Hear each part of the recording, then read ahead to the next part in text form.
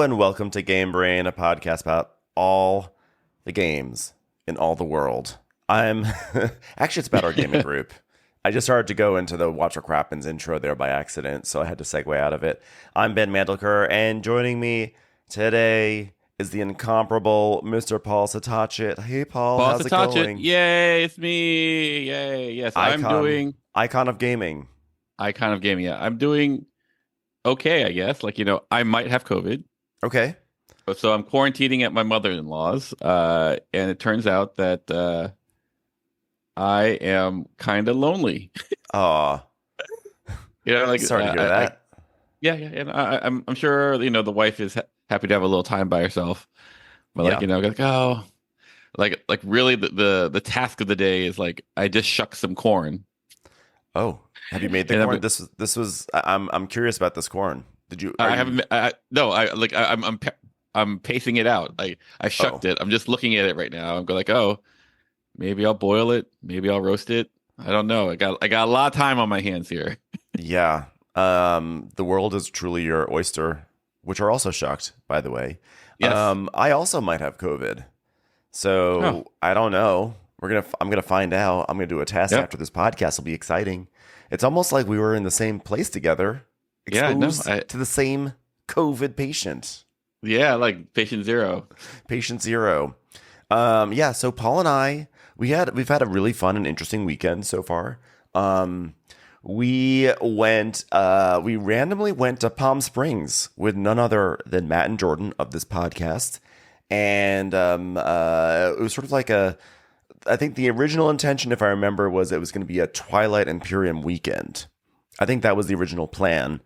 And then it just sort of turned into, but also bring other games and et cetera, et cetera. So we went to a house in the desert because, why go to a house that's just nearby? Let's go to the extreme heat. Let's go to 120-degree weather. So that way the indoors feels even more special, right?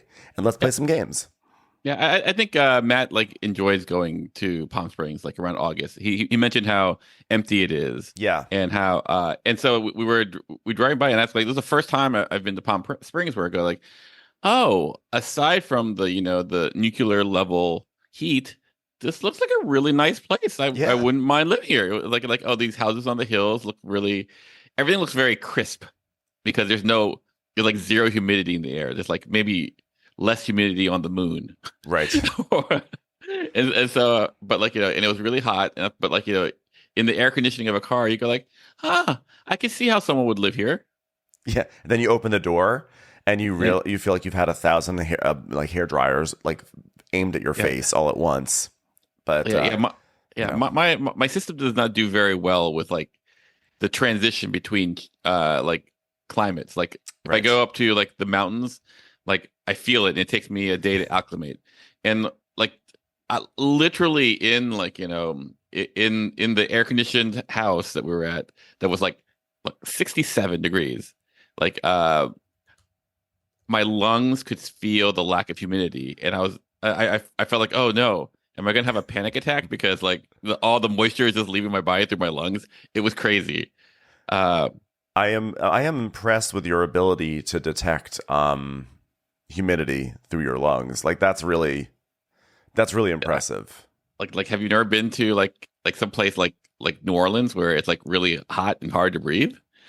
I mean, yes, I have. I guess it's more I feel like we all recognize humidity coming into our lungs, but the lack of humidity, I'm just impressed with your detection skills. So we went there. I'm like Matt, actually. I also enjoy going to Palm Springs in the extreme heat of August because, yes, it's 120 degrees. It makes the pool that much sweeter. It makes the air conditioner feel that much more luxurious. I'd love it. And it is empty. I will tell you, I'll never go in April in the height of Coachella and a million other festivals that happen there when the city is overrun with, I'm not going to say terrible people because I know so many people who go to Coachella and they're fantastic, but I feel like everyone becomes terrible the moment they go to Coachella. They have a 48 hours where they just become terrible because it's all about Coachella. Anyway, it's Coachella brain. So anyway, we were on our own. We're on Gamechella, I think. So we went. The four of us went. Very excited. Separately, we went separately. Yeah. So they had the advanced scout, and they got Yeah. there Thursday, and we got there like Friday before dinner. Friday before dinner. And this podcast is basically the story of that weekend. And essentially, it's just the games. I mean, there's no major story. It's just the games we played. We're going to tell you about the games we played because a lot of them were new. There were some revisitings. We had a really, really fun time. Until one of us tested positive for COVID, and then we had to, and then we said, "That's a wrap, folks," and we headed back to LA, where Paul's lungs could breathe more easily again. We're driving back, and like by the 15, we're going like, oh, my lungs are feeling like feeling better. It's still deserty around the 15 compared to like Santa Monica, but I'm like, I don't feel that same pressure. Yeah. Anyway. Well, before we dive into that, I mean, I personally have not been able to play so many games recently. Last weekend I was in Las Vegas. Speaking of, I did a double desert weekend. Last weekend I was in Las Vegas, so I missed out on gaming last weekend. Weekend before that I was in New York City, so no gaming happened there. I know the weekend before that was when we recorded our last episode of Game Brain, and we said that we'd be back right away to talk about what we were excited about to hear about from Gen Con. But now Gen Con's 2 weeks old, and I don't think anyone cares what we have to think about it. But the games that I thought looked cool at the time, if I can remember correctly, SETI by Czech Games Editions, just because looks like a heavy Euro, and I love me a heavy or a medium Euro. There were other games too that seemed cool, but I didn't write them down, or I did write them down, but I don't have them accessible right now. So apologies that we didn't give like the proper Gen Con update, but a lot of moving parts. And I was in New York City, and unfortunately, I just did not have the time to hop onto Zoom to chat with y'all. But no. Paul, did you get to play any games before this trip that were notable? Yeah, I think the noteworthy game was Windmill Valley. Is that what it's called? Oh, I'm so jealous. You're just bringing this up to make me mad? I'm literally answering your question. The only game of like Elder brought it like like 2 Fridays ago, and after like a very close game of Wavelength, we broke up into pairs, or not pairs, but two games, and we played Windmill Valley. And surprisingly, the strategy that won was the one that built the most windmills. You built windmills in Windmill Valley. Yeah, I did. And by the way, how green was that valley? It had a lot of tulips, so Okay. It was actually quite colorful. It was quite okay. We love that. Yeah. No, it was. So here you're basically you're making tulips. So you're making flowers. You're using windmills, and you're building windmills, and I think we're building windmills, etc. Is there anything specifically very noteworthy about this game that might make it stand out amongst other games? I'm trying to think, because it all felt very familiar to me. Okay. The real brief of it is like you start in the center and you go out building windmills, or collecting tulip buds, and then you plant them and all this stuff. And the thing that is interesting is that everyone has like a that device in Barrage where you have a circle, a wheel. Ladies and gentlemen, I am going to diagnose Paul with COVID right now on the spot. You know that shape that's not a square has rounded corners equally? The mechanism of the wheel where you turn, where you keep on turning gear, and then like something dial. Yeah, the gear. So this one had like a gear of 6 and a gear of 5, and they interchanged. And basically, each segment of the gear had like an action, and you rotated it. And then you could pick one of the actions on either side. And so it seemed very familiar as far as like it's just action selection, but because the gears are rotating at different speeds. Rates. Yeah, exactly. Like you'll have different combinations of, and then you can also change the actions by putting tiles in, like, customize your windmills. By the way, exactly. We should mention that like those gears are actually, they're presented as windmills. There are 2 windmills twirling. I Yes, didn't realize that. Paul.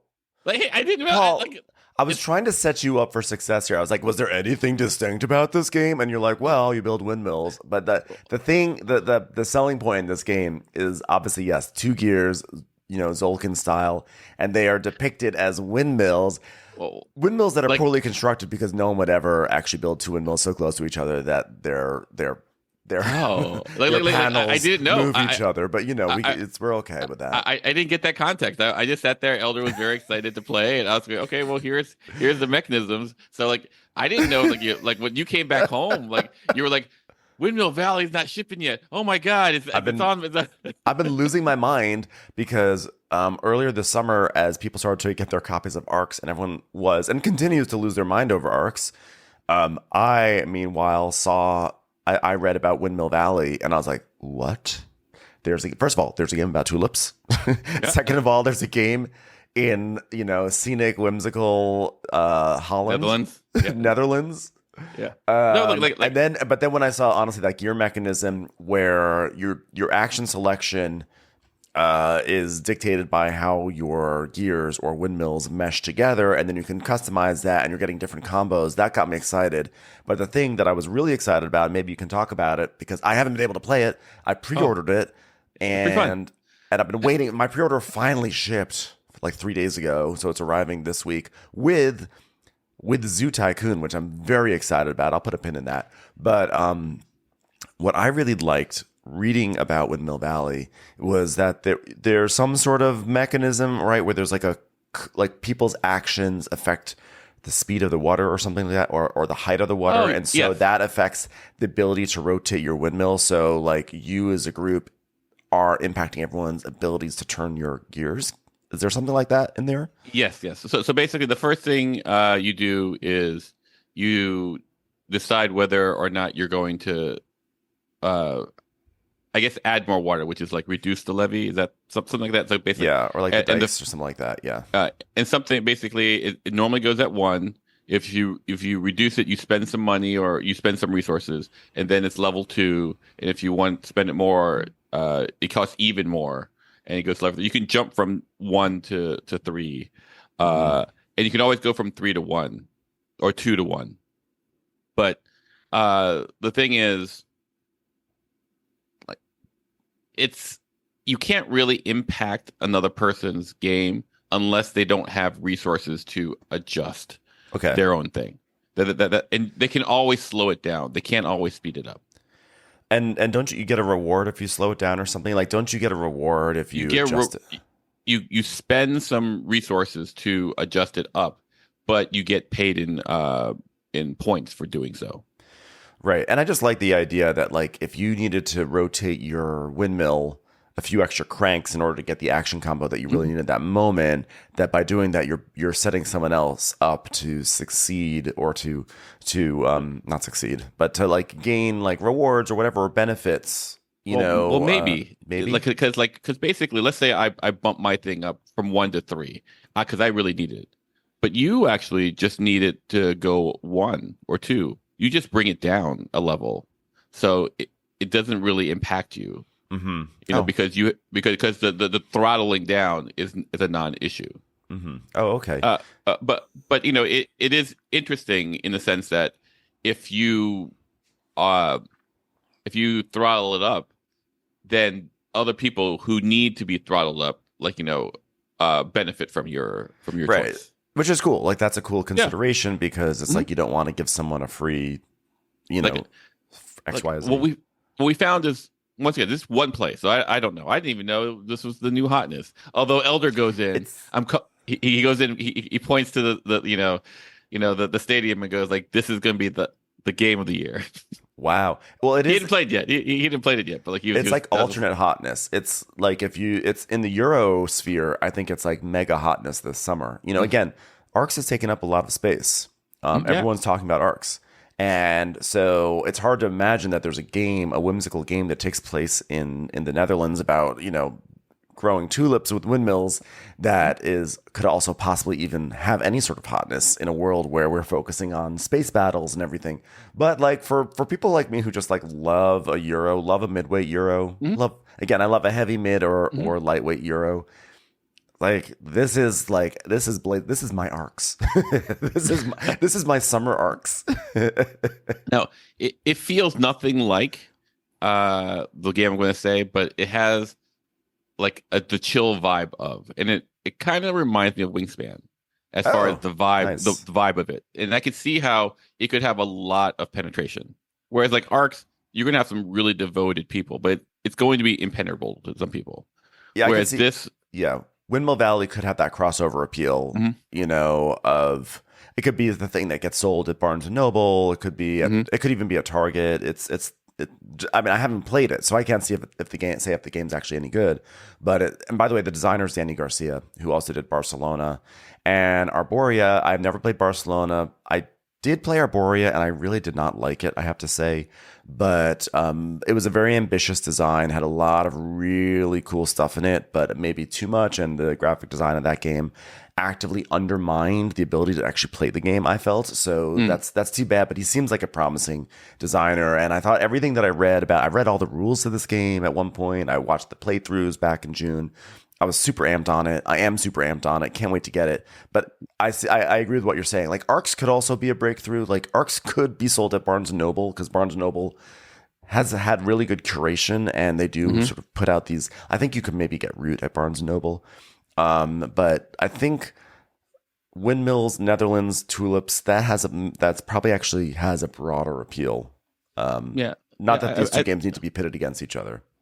But if we were to do so. If we were to do so, like I remember reading something where like Wingspan like has a lot of appeal towards like intro gamer women. Okay, like and there's like it was friendly towards that, and it has a certain appeal that for gamers, who game. And I could see how when I was looking at when you describe the what you call it, the windmills that you're playing with, oh, I could see how this would be a better introduction to this style of mechanic than Barrage would, Yeah. I mean, right? I mean, like I go like, and I could see how people would think, oh, this is so cool. You have these actions that you can customize a bit, but but you can't always have the same action, and you have two. Yeah. So yeah, and so I could go like, oh yeah, I think that's the really like if things are going to transition to the mainstream to cross over, I think that how the game handles all that, they're able to use that mechanic that would, how should I say the best way, that would interest people who have never played with such a mechanic. Yeah, I think also, Barrage is also, let me say something. Barrage is probably the best Euro game I think that's come out in the past. I don't know when it came out, 6 years ago, probably the past 10 years, probably since Great Western Trail. I don't know. I mean, don't totally quote me on that. I have to pull out the lists. Some people will say, what about Arc Nova? I don't know, maybe, but since 2015 or 16, when we had Great Western Trail and Terraforming Mars drop the same fall, which was just like a dream, I think Barrage is probably the best since then. And that being said, I would never call it an inviting game. You look at that box. The color scheme is from like swamp water. It is just muddy. It's dreary. I mean, it's dreary for a game that's all about water flow. The box literally looks like polluted, disgusting vomit water. And then they just have this giant image of like a dam or something with some little pink streaks of like light. It's just like they're like, okay, water going down the Alps to power dams. That could be an incredibly whimsical and lovely theme. So let's just add some like alternate timeline, steampunky, yeah, 1930s. It was like, okay, sure. Like it was strange. It's strange. I don't have a problem with it, but it's not inviting. And Windmill Valley, the box, if I remember, has a windmill on it. Tulips, Netherlands. You imagine what it would be like to go to Holland, walk around the tulips and see things and have a stroopwafel, and you love stroopwafels. I love stroopwafels. I went to the Netherlands in June, and I went to a stroopwafel making class, and it made me so happy. And I've been borderline like, do I get a stroopwafel press? I mean, talk about a really useless or a single use gadget in the kitchen that takes up space. But wow, specific, very specific. I think I have to say also, I've realized I really enjoy games that take place like in the Netherlands. Wow, I've come to realize this, like you're a big fan of Amsterdam, right? Were you? I liked the game Amsterdam quite a bit. Yeah. Lowlands is excellent. Pandemic Rising Tide takes place in the Netherlands. Oh, we still need to play Pandemic Legacy. Pandemic. Yeah. Anyway, pin on that. Pin on that. A game that I have been reconnecting with this week. By the way, any final thoughts on Windmill Valley? We have a lot of games to cover, so I don't want to. I think it's a lovely game. Like I don't think I knew like the hype behind it, so I just went into it blind, and I was like, oh, those were great. Yeah, probably not game of the year, but for me, fun. but like I want things with a little more brutality. Yeah, but that's just me. That's my aesthetic. I get it. So speaking of games taking place in that region, I don't think this one is actually in the Netherlands, but it feels very Netherlandy. Is Fields of Arle? I think Arle is that in Germany or France? I think Arle is in France. Okay, I accept that. I mean, so Fields of Arle, it takes place. It's Uwe Rosenberg's famous 2-player game from 2014. I'm going onto the website right now, and it's in East Frisia. Okay, I'm not up to date. I'm not up to date on where Frisia is. It feels like it would be Germany because I think he's German, but it could be France because I feel like Arles is a place in France, but that may have an S. But this game is very concerned with farming and building dikes. So anytime I hear about dikes, I automatically go to the Netherlands. So maybe more specifically, I like games with dams and dikes. Shrug. Who knows? I'll explore this later and report back to the masses. I love it. We did a review of Fields of Arle during the pandemic. We did. It's all coming back together. Pandemic. Yeah, I remember playing with you online. Yeah, we played it online. I added it to my 10x5 challenge for 2024, which is playing. I did not realize that you liked it that much. I really enjoy it, but it's also okay. Let me back this up. I set up a 10x5 challenge this year, meaning that I'm hoping to play 10 games 5 times each. And I added Fields of Arle to it because there are so many different paths you can take in that game and so many levers to pull. And so I felt like it would be a really fun one to play 5 times and try all sorts of different things. And I do really like it. And I just thought that would be a good one. I had also put the Red Cathedral on there, which I love. Everyone who listens to this podcast knows I absolutely love the Red Cathedral. Yep. And I did like actually a solo game of it recently, and it was so fun, but it made me realize like, I don't know if I need to play this 5 times to discover more about it. Sure. You know, and that's not a knock on the game. It's just a sort of game where like it's about playing with people. You got it. I got it and I love it. Yeah, I think you maybe the expansion. Yeah, I think if you play with the expansion, maybe you play it 5 times because the expansion has lots of modules. So like it could be that. So I added Fields of Arle on, and there was some discussion on our Discord about Fields of Arle that came up, and someone mentioned, it's on Yucata. So for those who don't know, a lot of people know about Board Game Arena as like the sort of primary place to play games online, but there's a site called yucata.de, which also has like lots of games you can play online. And the user interface is much clunkier. It's not as user-friendly as Board Game Arena, but once you get the hang of it, you can play and play relatively easily. So I started playing Fields of Arle on there. I played a solo game on an airplane, and it was so fun. Like it was so fun just to do all these different things. And then I played a 2-player game with Matt Robinson on there, and it was great. And then I played another solo game. I played 3 games kind of back to back, and I was like, this game is so good. Fields of Arle. I know we already talked about it. But it is really like it's like Los Angeles. You peel away the layers and it just becomes more and more inviting and more exciting. And there's so many fun ways and paths to go. And you just think this game that has so many spots for worker placement there'd be just no interaction with the other player. And it's amazing how many times Matt just goes exactly where I need to go. There are just enough choke points to make it feel very interactive. And I don't really have much new to say about it in terms of like revelations. But I just continue to be impressed with how balanced it is and how close the game is.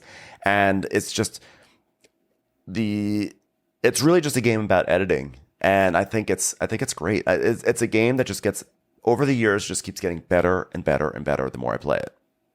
Interesting. Like, do you like it with the expansion? I do really like it with the expansion, but the expansion is not available on Yucata. So unfortunately, I can't play around with that, but that's okay. I mean, there are just, you look at the game board. For those who don't know, it's basically like you have 4 workers. That's your family. Your opponent has 4 workers. Or if you're playing solo, you just have your 4 workers. And there's like a set of like, I don't know, 13 action spots you can take, maybe more, that you can take only in one half of the year. And then there's a set of action spots you can only take on the other half of the year. And so, and then you have this ability to maybe like take an action from out of season. They can take a winter action during the summer, let's say, but only one person can do that every year. So it's like, who's going to do it? Yada yada yada. But you're basically just building a farm. You're gathering animals. You're breeding the animals. You're plowing fields. The fields are multiplying. You're getting stuff out of the fields. You're shearing sheep. You're building carts. You're taking things to towns and selling them and getting food from it. You're killing animals and you're using their skins to make leather. You're turning that into clothing. You're using the wool to make into clothing. You're taking flax and turning that into clothing. You're making a lot of clothing and you're selling the clothing and you're building houses and you've got bogs that are full of peat that need to be drained, and you drain the bogs and you get peat, and then you got dikes you have to build. You push the dikes back. I mean, you're doing a million things. The dike. Yeah. It's a million things that you're doing. It's ridiculous. No, it's stupid. Like, are you a big fan of Feast for Odin? That's another one. I only played it once and I didn't love it. But maybe I would love it in the future. I don't know if it was a situation where it was like I wanted to play a different game and then I was forced to play Feast of Odin. That's kind of a recurring issue for me. Yeah, so then I have a surly attitude. But I mean, everyone loves Feast for Odin, so I probably would like it too if I just get over myself, right? I don't know. Like I think when I think of Feast for Odin, I think of Fields, and I think they're great, but like they're not really my go-tos. I don't think I've. Yeah, I think I played Feast of Odin maybe about 5 times. I go like, okay, I get it. And yeah, I think Fields of Arle is the epitome of it's a grower, not a shower. And maybe, I think it's just it gets better and better and better. I mentioned before, you could breed a lot of cattle, let's say, and then maybe you kill a bunch of the cattle, and you could use that. You could use your cattle to just grow more cattle, I should say, or you could use your cattle to convert into leather. And then once you have the leather, it's like, oh, okay, I've got this leather. Am I going to use that leather to make hides? Am I going to use that hides to make clothing? Am I going to use those hides to trade in to get a building? Like everything just goes in so many different directions, and just trying to edit your way through that is fascinating. But also the way that you sort of think you're just going to do the same thing every game, and you kind of wind up being pushed down these different paths based on, if your opponent goes somewhere, you have to figure out something else to do, and that takes you down a different path of optimization and engine building, and it just is always, it's just really cool. It's such a good game that honestly, at first play, I thought was so mediocre. I was like, it's so loose, so much to do. I mean, like it's like there's no tension here. What's exciting? And then like as you get to know the game and you realize all the things you can do and you want to do and you realize how little time you have, it just becomes like your heart's racing. So anyway, I'm just excited about Fields of Arle again. Do you think it would be better or more accessible if it like took place with a swamp green cover and it took place in the steampunk alternate universe? Yeah, you're not breeding adorable sheep and cows and horses. You're breeding like little mini robots and that's right. 100%. Like, Zeppelins. Do you recycle the semiconductors from these robots to make a I think it'd be great. Speaking of that kind of universe, should we talk a little bit about the RPG that we are participating in right now? Yes. I'd love to. Would you like to talk about it, Paul, Sure, specifically? yes, because I did so well with like Throw to Paul. Windmill Throw to Paul Valley. Satacha to take on the next subject. You, myself, Trey, and friend of the podcast and friend David Yes. Gilson, we are playing Blades in the Dark, right? Yeah. Not to be confused with Blades in the Sunlight. Yeah, or Blades of Glory, which is I thought it was just called Blades. I did not know it was called Blades in the Dark until yesterday. And so it's an RPG. Apparently, it's your first RPG. My first RPG. Yeah. Yeah, and David's first time GMing a RPG, and apparently, it's a fairly hard. David has taken a very Herculean task because I messaged my friend had messaged me about doing D&D. And I had somehow not responded to him in 6 months. And I saw it and I was like, oh my God, I'm so sorry that I didn't respond to you. I don't know how I missed this. But FYI, I just started playing this game called Blades, my very first time. And my friend was like, you're starting off on Blades? You're just getting thrown into the deep end. I was like, I guess so. So, yeah. So basically, you are, for those who don't know, you are basically a thieving crew. Yeah. And you are, the game Scamps. is basically scamps. Yeah. You're going and doing a successive series of scores that you'll, the world, and basically missions. You're building, your notoriety. We ourselves are a bunch of we started a cult. Yeah. In the bottom of my mom's bakery. Yes. And we are not slick. No, we're a bumbling cult / group of low level criminals. Okay, and so that's basically the set. Well, that's what you're doing. That's our role in this world. That's right. Yeah. You talk. I was gonna say that this is it's a world that's very steampunky and dark and grim. It reminds me of Dark City, that movie Dark City, or something. Yeah, 100%. It's dark, it's brooding. We're in a neighborhood that's run by all these gangs that are feuding. There's a big gang, there's two smaller gangs. There's all sorts of stuff going on. And the three of us are starting our own little baby cult. Yeah. Because why not? If you're in a city that is being overrun with crime, you don't want to go outside. You're going to stay inside. Specifically, in the basement. In the basements where we specialize in making crispy fish patties. That's right. That's what the bakery is. That's what our gang is called, the Crispy Fish. Yeah, our gang is the Crispy Fish, and we're the cult of the Crispy Fish. Is that what it? No, I think we're just the gang. Cult of the depth. Yeah, cult of the depths. Anyway, so we decided to start a cult down there in the bakery, and in the bakery basement where the ovens are, and we have been sent off on a mission to go retrieve some sort of lantern.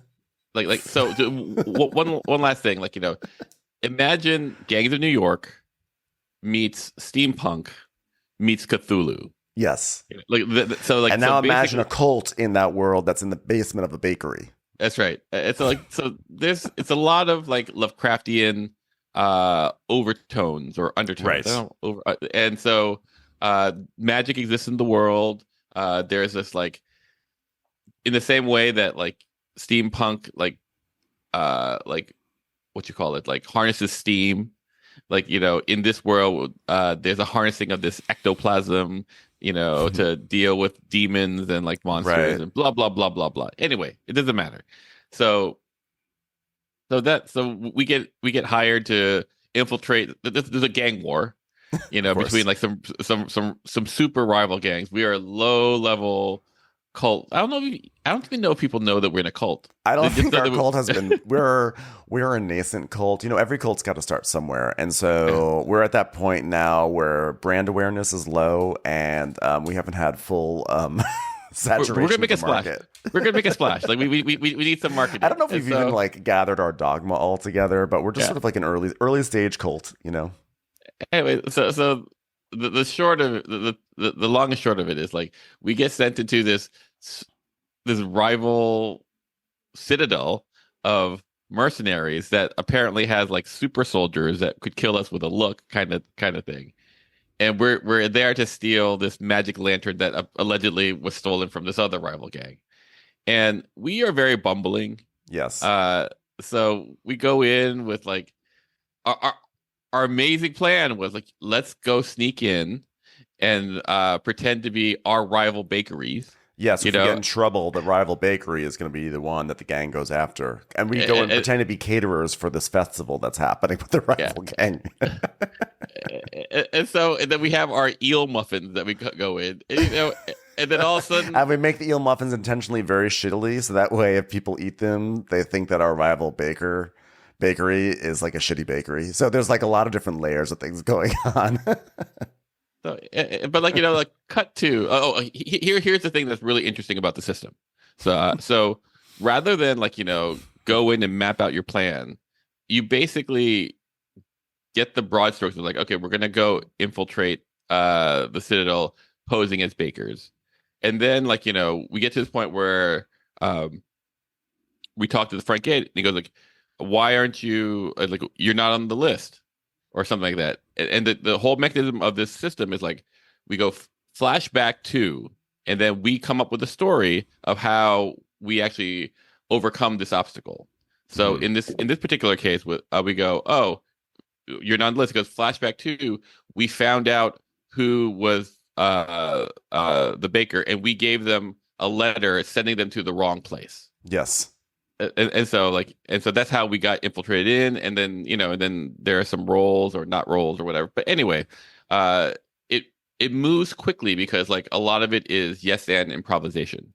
And the reason why I think it's pretty hard for the GM is a lot of this is like procedurally generated effectively, right? Like where like you're there and then David's going to have to just come up with like, oh, here's what happens.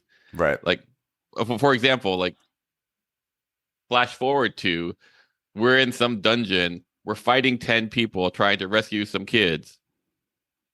And, and I'm trying to send them down the sewer with them. And you and Trey goes, well, they're coming. We better go look up, look for this lantern. Got to get the lantern. So the whole festival is kind of ruined, and like there's a huge high alert type thing. I flee, and you and Trey decide to dive further into the, we were clearly supposed to flee with you, and that was like, and scene. Like we went in, we didn't get the lantern, but we saved some kids, and we got out, and now we know that now we have to go report back to our bosses of like, well, we didn't get the lantern, but this is what we saw. But instead we're like, no, we're not going to end the scene. We're going to go right back into this madness of this Citadel situation. Yeah. And so what was pretty pandemonium-esque, you guys wind up making even super more pandemonium. And it was great. It was great. I have to say, like, for my first RPG, I should say outside of Fiasco, I've played Fiasco several times, and like that's super fun, but I feel like that's its own beast. What I really liked as a newbie to the RPG world was I really enjoyed how inspired I became. Like, my background before being a podcaster was a writer, and so I loved the little story that we told. To me, I could see it as like actually a movie. I could see like, oh, if you take this story that we've kind of like created and actually flesh it out and set it up properly, you could make an episode of like cable TV from this. Sure. Yes, it's ridiculous, bakers, etc. But like the twists and turns, the escalation of it was really good. And, there was, for me, it was like, at first it was a little tricky because there's like a way of saying, there's a way of like getting into the mode of how you talk to the GM. And, I was like, well, I'm going to go into the kitchen, and then I'm going to go get this. And then the chef is going to look at me strangely, and I'm going to say, it's okay. He's like, no, you don't get to determine what the chef does. It's like, okay, I had to like get used to that whole aspect of doing an RPG. But I'm enjoying it so far. I'm not so much. Yeah, I'm not so much into like the endless rolling to see how a fight turns out, but I also don't like that in my tabletop board games either. Like I'm not into like dungeon crawling board games because I'm really not interested. I'm gonna roll a die. Oh, I got hit. Okay, let's do it again. Oh, I'm hit again. Small versions of that, like in like Twilight Imperium, but like when it's like endless rolling, that drives me nuts. So to your storytelling, like, this is a pretty, like, if this were a TV pilot, it would be a great pilot because like also it was a great pilot. We had a great pilot because here are three nobodies who are going like, oh man, like we need to make a name for ourselves. And by the end, they might not know their name, but like there's so much heat on us that like from people who were like, we meet all these we meet a whole world of characters, like big and small, question marks, like things like I would want to watch the rest of the season of our TV show. Of our Blades TV show. Because I don't know how we survive, like, because like just the heat from like, the idea that we have so many enemies now. Like, do we have any friends? We do have some children on our side now, and we have a cult to build. So that's right. So we have 6 of the 20 children that were there. We saved 6. We're so incompetent. It reminded me of 24. I watched every single season of 24, except maybe there was one really bad season with Corey what's his face, who that was not such a good season. But it reminded me of one of those episodes. Anyway, it's not to pat ourselves on the back for doing such a good job with an RPG. It's more to say that it's been really fun to dip my toes into this world and tell these stories. And it's an interesting team building exercise. We kind of have to we all have to, like you, me, and Trey, or Trey and I have to figure out how to tell this story together in a way that no one's quarterbacking, and I think that's a really cool thing. I can see it being it's a good helpful tool for listening to your friends, etc. I think the thing that I like is like basically there are 3 people effectively having their hands on the wheel trying to steer. Yeah. So speaking of steering, let's talk road trips. Let's talk Palm Springs. I don't think there's any other games I don't think there's any other games I played or any that are really on my mind. Let's talk about this crazy weekend we had, or truncated weekend we had of playing games in Palm Springs, shall we? Yeah, let's do it. So, if only we had a jingle. That's right. Anyway. Yeah, we have no jingle. Okay, so Matt and Jordan got to Palm Springs first. They got there a day ahead of time. And so they set about playing like 1 million 2-player games from their collections. We all brought a whole bunch of games. The intention was, okay, Saturday we're going to play. Saturday is our TI4 day. That's our big TI4 day. Yep.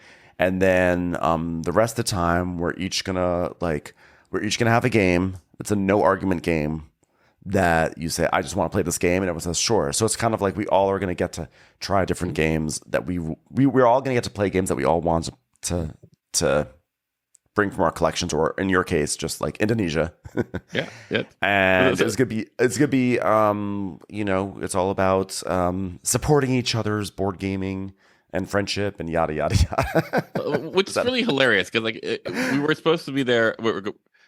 For us, it was Friday, Saturday, and Sunday morning. Like TI4 was going to take all day, so Saturday's booked. We were going to play 5 games total. By the way. But everyone bought so many games. It's about having options. It's about having options. No, it was just so hilarious. Like, I don't know if this is going to work out the way everyone thinks it's going to work out, because definitely TI4, but what a twist! What a twist. So Jordan and Matt, what was good is that they got there early, so they got to play a bunch of the 2-player games that they've been really champing at the bit to play. They played Plantagenet. Plantagenet. I think it's pronounced Plantagenet. I actually looked it up on Wikipedia, so I didn't want to be like Plantagenet, Plantagenet. That could work too. Yep. Could work. Plantagenet. Could work, yeah. So that game is by Francisco. Oh my goodness, I don't have my reading glasses on, and this is killing me right now. Gradale. We'll just say it's that. Sure. So this is what Jordan had to say. Jordan is under the weather, as we know. So he's like, you probably don't want to hear me congested on the podcast. Flash forward. Jordan has COVID. Jordan has under COVID. The weather. Jordan has COVID. He's like, I don't think anyone wants to hear my COVID congestion on the microphone. I was like, that's fair. So he wrote some things up. So he said with Plantagenet, he said these games. So it's part of something called the Levian campaign system from GMT that Matt and Jordan are really excited about. They've talked about it on the podcast a lot. Jordan says these games cover medieval warfare. They think of a lord with a small house guard, an army, and he wants to prosecute a war, and he has to levy his vassal lords and convince them to serve and supply and pay. And he has to pay them. He's basically like, hey, come fight this war with me. I'm going to pay you and stuff. But people have limited patience to stay in the field, as in these peasants, etc., are like, okay, I'll fight for you. And then I need to go home though, because it's the winter. So I guess as the Lord, you have to organize movements, and you have to transport food, and you have to pay them. And then there's maybe sometimes even a battle. And then you have to pay and feed and pay. It's just a big old logistics. It's the logistics exactly. of war. That's how he explained it to me. He goes like, oh, imagine, like you're doing this logistical game and you might have a battle, and Right. you'll have a battle. But the whole thing is like, oh, like you have to be able to afford these people to stay out of their fields, or to have them stay longer than they'll say, because like you're a king and you go to your lords, hey, will you fight for me? And the answer is no. Yeah. Unless you pay me, unless you pay my folks, and and blah blah blah blah. Yeah. So it's pretty cool. It does have a very interesting perspective that is anti-Hollywood, where like when you think of you think of, say, Last Crusade, or what was that Orlando Bloom movie? It was a Crusade movie. Lord of the Rings. Yes, but it was he was like a crusader in Jerusalem. Anyway, like you have all these people, like every soldier is there to fight because of the cause. It is not that. It's the opposite. That like every soldier is just wanting to go home. But this is work for hire, basically. Yeah. So that's what it comes down to. So you are the production manager, i.e. king, of a work for hire situation where you have to hire all these people to fight in your war, and then you have to pay them overtime. Yeah. And so that's why I see the game. The game, exactly. But it's a really production interesting manager, take. the game, war production manager, the game. Yeah, so it's very interesting though. The idea of like, oh, this from a historical standpoint, because you'd have to deal with this historically, right? Like not a king would have to deal with this. Yeah. A head of state. I love logistics. I love the idea that there's a whole game about logistics of war. I think that's very cool. Jordan says, this is okay. I'm going to read for you all verbatim what Jordan says about Plantagenet. He says, I think any player interested in this series should start with Plantagenet. It gets into the essence of the game fastest, much like Railways of Lost Atlas. The setting, which is the War of the Roses, the actual war, not the movie, that was my commentary. That was not what Jordan doesn't know what the War of the Roses is, because he is 5 years old. Not maturity level. He's very, very mature. I'm just saying he's a young person. And Paul and I are older people. So anyway, the setting, War of the Roses, is well known and fun. Matt remarked a few times how the game could easily be rethemed as Game of Thrones, and a lot of the more complicated systems in earlier games in the series are absent here. So those systems are fun and interesting, but they make it harder for first-time players to get into the game. By the end, we were playing a turn in about 10 minutes, which is excellent, which is kind of funny, because I think that most people would say it takes 10 minutes to do a turn. They don't like that in a game. That's right. It's kind of funny that that's like actually a value add. Like, oh, we got it down to 10 minutes a turn. I don't know. Did he mean like an actual player's turn, or is that like a round? Do you know? Let's hope he meant round. Yeah. He goes, we were in the system quickly and able to explore its nuances. I should say, to be clear, that this is not an intro version. It's a full game worthy of exploration. Can't wait to play more. Highly recommend. So that's Plantagenet. And I'm sure on a future podcast, Jordan and Matt will expound upon all this, but they seemed really happy with this game. Yeah, no, I think they were, at least I didn't talk to Matt about it, but Jordan seemed very passionate and happy about the game. Yeah. Yeah. They also got to play Pagan, which is it's not necessarily a new game. I think it's just being reprinted by Capstone. Yeah. That's by the way, Pagan is by Casper Christensen and Kare Storgard, and it's like a 2-player card game. I think they've talked about it I won't get They into. described it like a Yes. Netrunner esque, except like you're one's a witch, one's a witch hunter, Uh huh. and and so I think the I haven't played it, so I don't know, but like I think once you say it's like Netrunner, like you know what it is. It's an asymmetric kind of thing. There's some bluffing elements that you're trying to get through stuff, and one person is trying to achieve something, the other person is trying to stop them. Yeah. And Netrunner is, people love it. Yeah. People So love it. like so to compare it to Netrunner in the favorable means Mhm. that like it's So and I like the theme probably. Do I like Witch Hunter versus Witch more than Corporation versus Hacker? I like corporation versus hacker more. Really, I think that might be a Yeah. little bit more Witch Hunter. Well, I don't know. You know what? I like corporation versus little person. I don't corporation versus hacker is less interesting. I find like hackers to be like as a concept as like I'm a hacker. And that feels so 90s to me. So I'm like not into like I'm not into the hacker part as much, even though hacking is like a very, very big part of our modern society. I feel like the idea of like hackers is like the Matrix or whatever. Like hackers is like Yeah. I'm a hacker. I'm playing as a hacker because I'm a rebel and I'm gonna hack into your system and I'm gonna find all the information. I'm gonna let the world know. Like unless it's Sandra Bullock, who I will support as she's my go-to hacker. But otherwise, I'm not that interested on the hacking side of Netflix. But I do like the idea of playing as one person's an evil corporation and one person is just like a person going up against the corporation. I find that to be a very compelling thing. Witch hunter, witches, I don't know. No, but I guess like would it be different if it were like steampunk witches with a How about cultists versus that's steampunk? right. Crime lord. Jordan says that Matt loved the way the system worked, and so did Jordan. He says it allows for a lot of clever play and blocking important spots and leaving expensive spaces where your opponent has no money. They will tell you about how this all works on a future episode.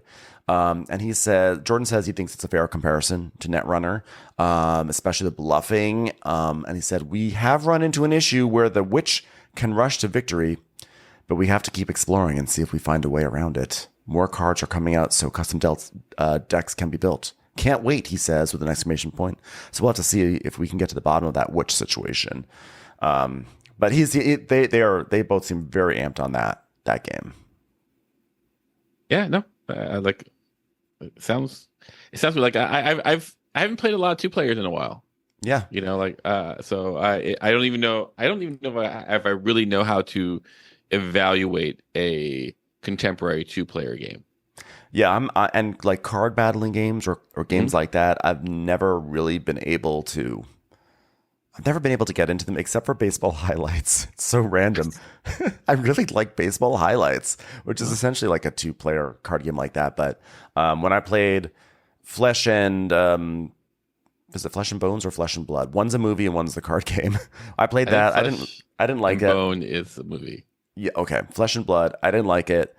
Ashes Reborn, didn't like it. I don't know. It's just for some reason it's not my style. I don't connect with it. So I don't know if Pagan would ever be a game for me, but I like to think that I'm open to any game. If it's fun, it's fun. Who cares? But Sure. I'm begrudgingly realizing I'm not like that. I'm not that I'm not that sort of person. Yeah. Sad. No, I played. I remember, I relayed this story many times, so I'll make it very short. Like, Matt and I first got into Netrunner together.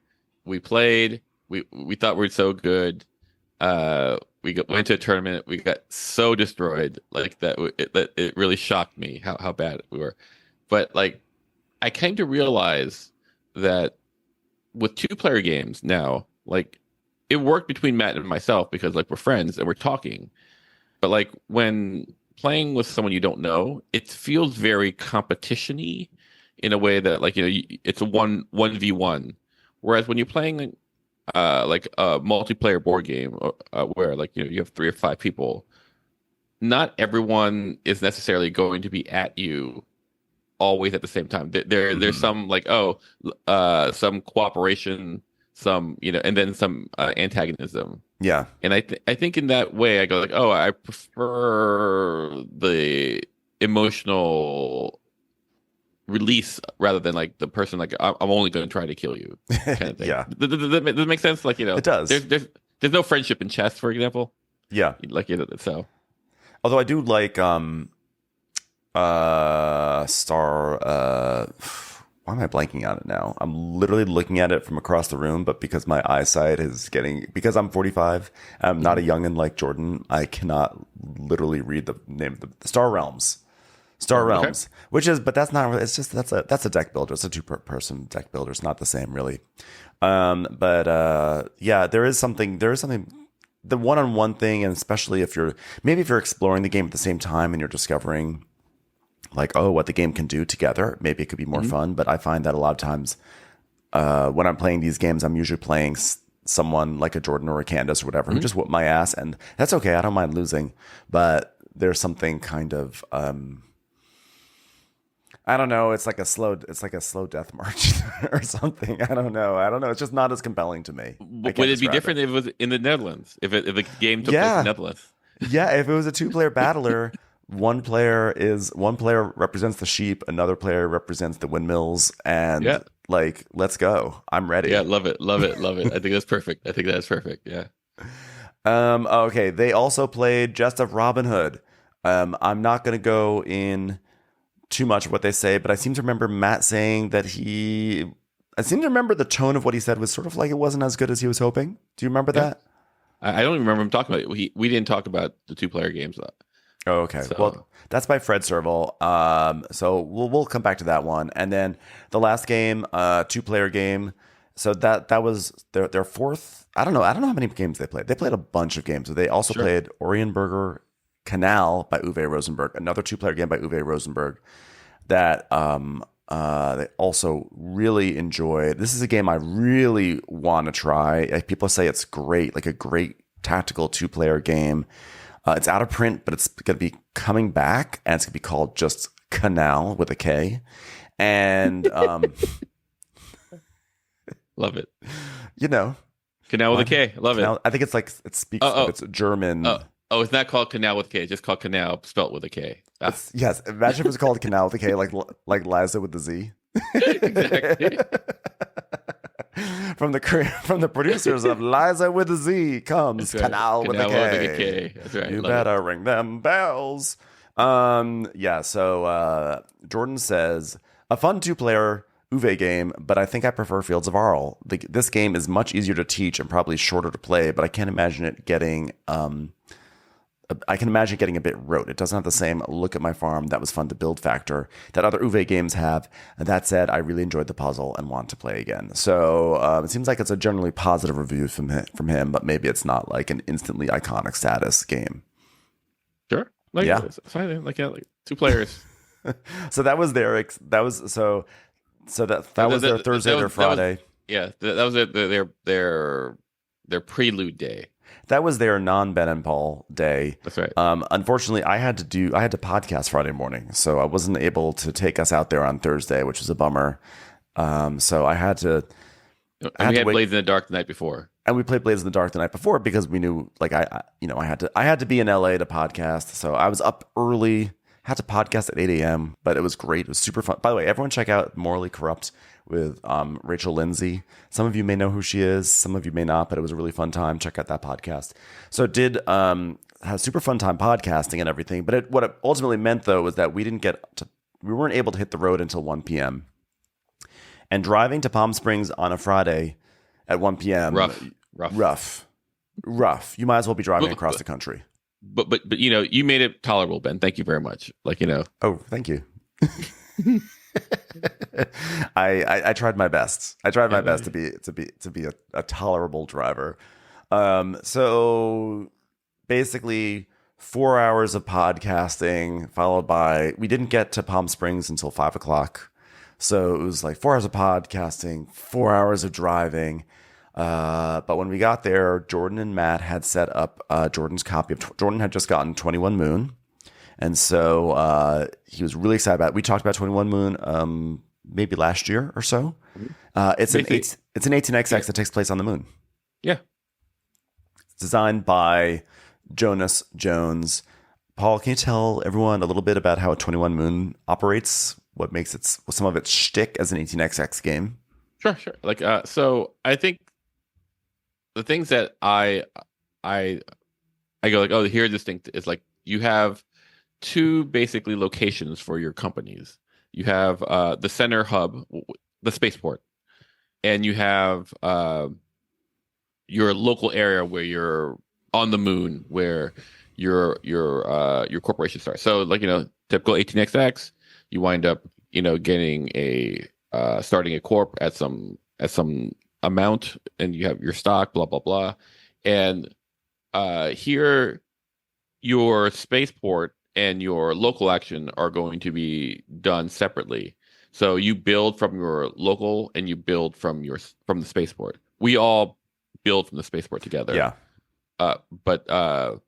And so what happened, and the other thing that's very interesting is your local position, when you run that train, you always withhold that. Mm-hmm. And when spaceport, that part runs, you always pay that out. So there's actually no real decision whether you should withhold or not withhold, except the fact that like sometimes the spaceport or the local might not have a train.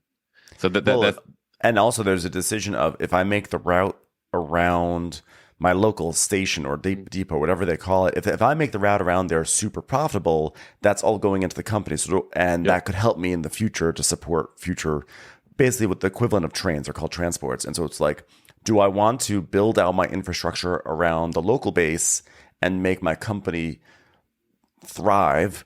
Or do I want to build out the infrastructure around the spaceport, which would help me with my dividends and actually could help everyone else with their dividends? And also like, it'll put money in your pocket. And so you'd be able to build out your portfolio, which is still, so like, it's still this 18xx at the core where we've talked a lot about that, especially, when you are on, so we're not gonna go too much about it. So, but like, another thing that I thought was very interesting, is not very interesting, but like there are two sides of the map. And if you connect like if you run one route to another end of the map, you'll get these huge bonuses that really works well as a Act 3 climax kind of thing. Right. It has a nice flow to it. It was an interesting playthrough. So for me, I had I had a real funky game because basically in the beginning of the game there's auctions to get these private companies, whatever. So waterfall auction. It doesn't even matter really that it's a waterfall. What the point is that I got swept up in auction mania. I mean, I don't know. I'm going to blame it on the fact that I had been working and then driving it was a 9 hours. We came in. I'm just going to blame it all that I was exhausted. Okay. I'm like, great. Just got off the road, sit down. Okay. We're playing an 18xx game. Because Jordan and Matt were really excited for us to get there, and so we could play properly. Yes, exactly. And so Jordan was really excited about playing this 18xx game. He's been talking about it. This and 1849. His tail's been wagging. So I think he was very excited to get his copy up to the table. So we're like, yeah, let's do it. They said like, what do you want us to set up? So we're like, okay, we just like I don't know. So we said 21 Moon. Set up 21 Moon. We'll play it when we get in. So I was overly ambitious in my private auction. I was like, I got two companies for cheap, and then I went into a bidding war with Matt over some other company I didn't even want very much, and I raised the price on him, thinking that he was going to raise it and take it, and I was like, haha, I'm being crafty. But then he stuck me with it. I was like, well, cool. Now I've got three companies. This is amazing. And then I realized, I looked at my money. I was like, oh, I forgot to set aside money to actually start playing the game. And so as it was, I didn't have enough money to start my own company to start the game. And I was like, okay, well, no big deal. I've played plenty of 18xx's where you go hard with the private companies in the auctions. You don't have a lot of money to start your own company, but you invest in other people's companies. You make a profit, you divest, you use that profit to start your own company. You come in at a different time of the game. You actually might get tempo. It's a totally viable and normal strategy. It's actually almost even fun. It is fun. It is a fun strategy, I should say. It's not even it's almost fun, but meaning that it's I should say it's a different path. But it's a different kind of fun, right? Yeah, like it's as fun as just like running the trains. You get to sort of be there and you get to be annoying. You get to be an audience member. You get to be like, well, I wouldn't do that, But the thing is with A21 Moon is that it has a set 6 rounds. Whereas a lot of other 18xx games have it's variable rounds, and they're usually the number of rounds there are usually is maybe like 8 to 10. So so after the first round, I was $5 short of being able to start my own company, and I looked at everyone at the table. I was like, "You want to go in with me? You want to invest with me so I can start my company?" And everyone basically said, "No, don't want to start with you." I was like, "Okay, fine." So after the first round is done, I have not turned any profit. I've like gained maybe I've gained like $7, which is actually no, that's a lie. Maybe it doesn't even matter whether it's $7 or $27. I do have enough money to start my own company, but at this point, I'm like, well, I've already gone down this path. What's the point of me starting my companies now? Why don't I wait? I'll turn a profit with these stocks. So then I wait another stock round, another whole cycle of rounds, and I'm like, okay, I've got to divest. Long story short, this whole thing, I was totally behind. I did not have the capital that everyone else had. I did not have the liquid that everyone else had. I couldn't invest the way everyone else could invest. It was just very clear from the beginning of this game that I was really out of it. Like I was not going to win. Maybe not the very beginning of the game, but fairly early on, it was clear I was not going to win. I was just going to try to hope for someone to mess up. I was going to try to exploit weaknesses, and I basically spent a game trying to figure shit out, and it was so fun. Yeah. Like you were completely in it. Like as far as like mentally, like, emotionally, you were vested. Yeah, because I think there's a lot of fun in being like, oh, I messed up, but let me see if I can dig myself out of this hole. And I'm here to report that I did not. Well, like there's something to be said about fighting an uphill battle, right? Like, there is joy in being outgunned and doing your best. Because like there's a point where like for me, like I did my bid, and I got my my private companies, the initial, and there's one private company that basically was like the sword of it. Like this is the one that can be used aggressively, and this is the one thing that you don't want to give Paul. They gave it to Paul. Yep, you got it. And I go, okay, if you're going to give it to me, like I'm going to use it, and so I use it, and then like basically. Like I affected tempo in such a way that I had the tempo advantage and everyone was catching up kind of thing and trying to struggle, blah, blah, blah, blah. And then, like all of a sudden, like I'm in the lead and I'm expected to win. And there's this moment where I go like, oh, if I go on this path, I will either win or I will be left without a train. And I will have to spend all my money, and I'll lose. I'll just lose. Because this always happens to me in 18xx. Like, the first rhythm change, I finally learned how to deal with, but the second rhythm is still invisible to me. Yeah. And so I'm going like, and so I'm just, Gloria Estefan, such a treasure. She knows. She told, Gloria Estefan, Sun Tzu, all these, wise people. Everyone knows about the art of war, but people don't know about the art of conga. That's right. But like, so I'm in the lead, and then I'm just stuck. I'm going, okay. And I think it took me like 10 minutes to decide what to do. Yeah. And so, you were having a panic attack because it was so not humid. I was having a hard time going like, okay, I could go hide in the dark for a little bit, or I could just walk around, but I'm winning. I'm doing so. I don't know if anyone knew I was freaking out, but like I had no idea. Like, okay, so that's great. But like I was like, oh, I'd hate to really ruin. Here's what I felt. I go, I'd hate to ruin the weekend with something medical. You don't want to be that guy. I don't want to be that guy. Like Paul came but he just spent all his time in bed. Like I don't want to be that guy. So anyway, I pushed on. And it was a good game. I won. You did win. But you did a great job. I think that for me, the thing that I realized with my my investor strategy situation. First of all, I mean, I botched my investor strategy situation. If I had divested in the second stock round, there's only 5 stock rounds. You don't have a lot of time, so I should have divested right away. As soon as I have enough money to start my companies, I should have done that. I also misused some of my private company abilities. I misused. I did. It was like You're a tired. calamity of You're errors. tired. Because you know what? Listen, You're tired. I'm a martyr. I drove. I drove on the 10 freeway in peak traffic.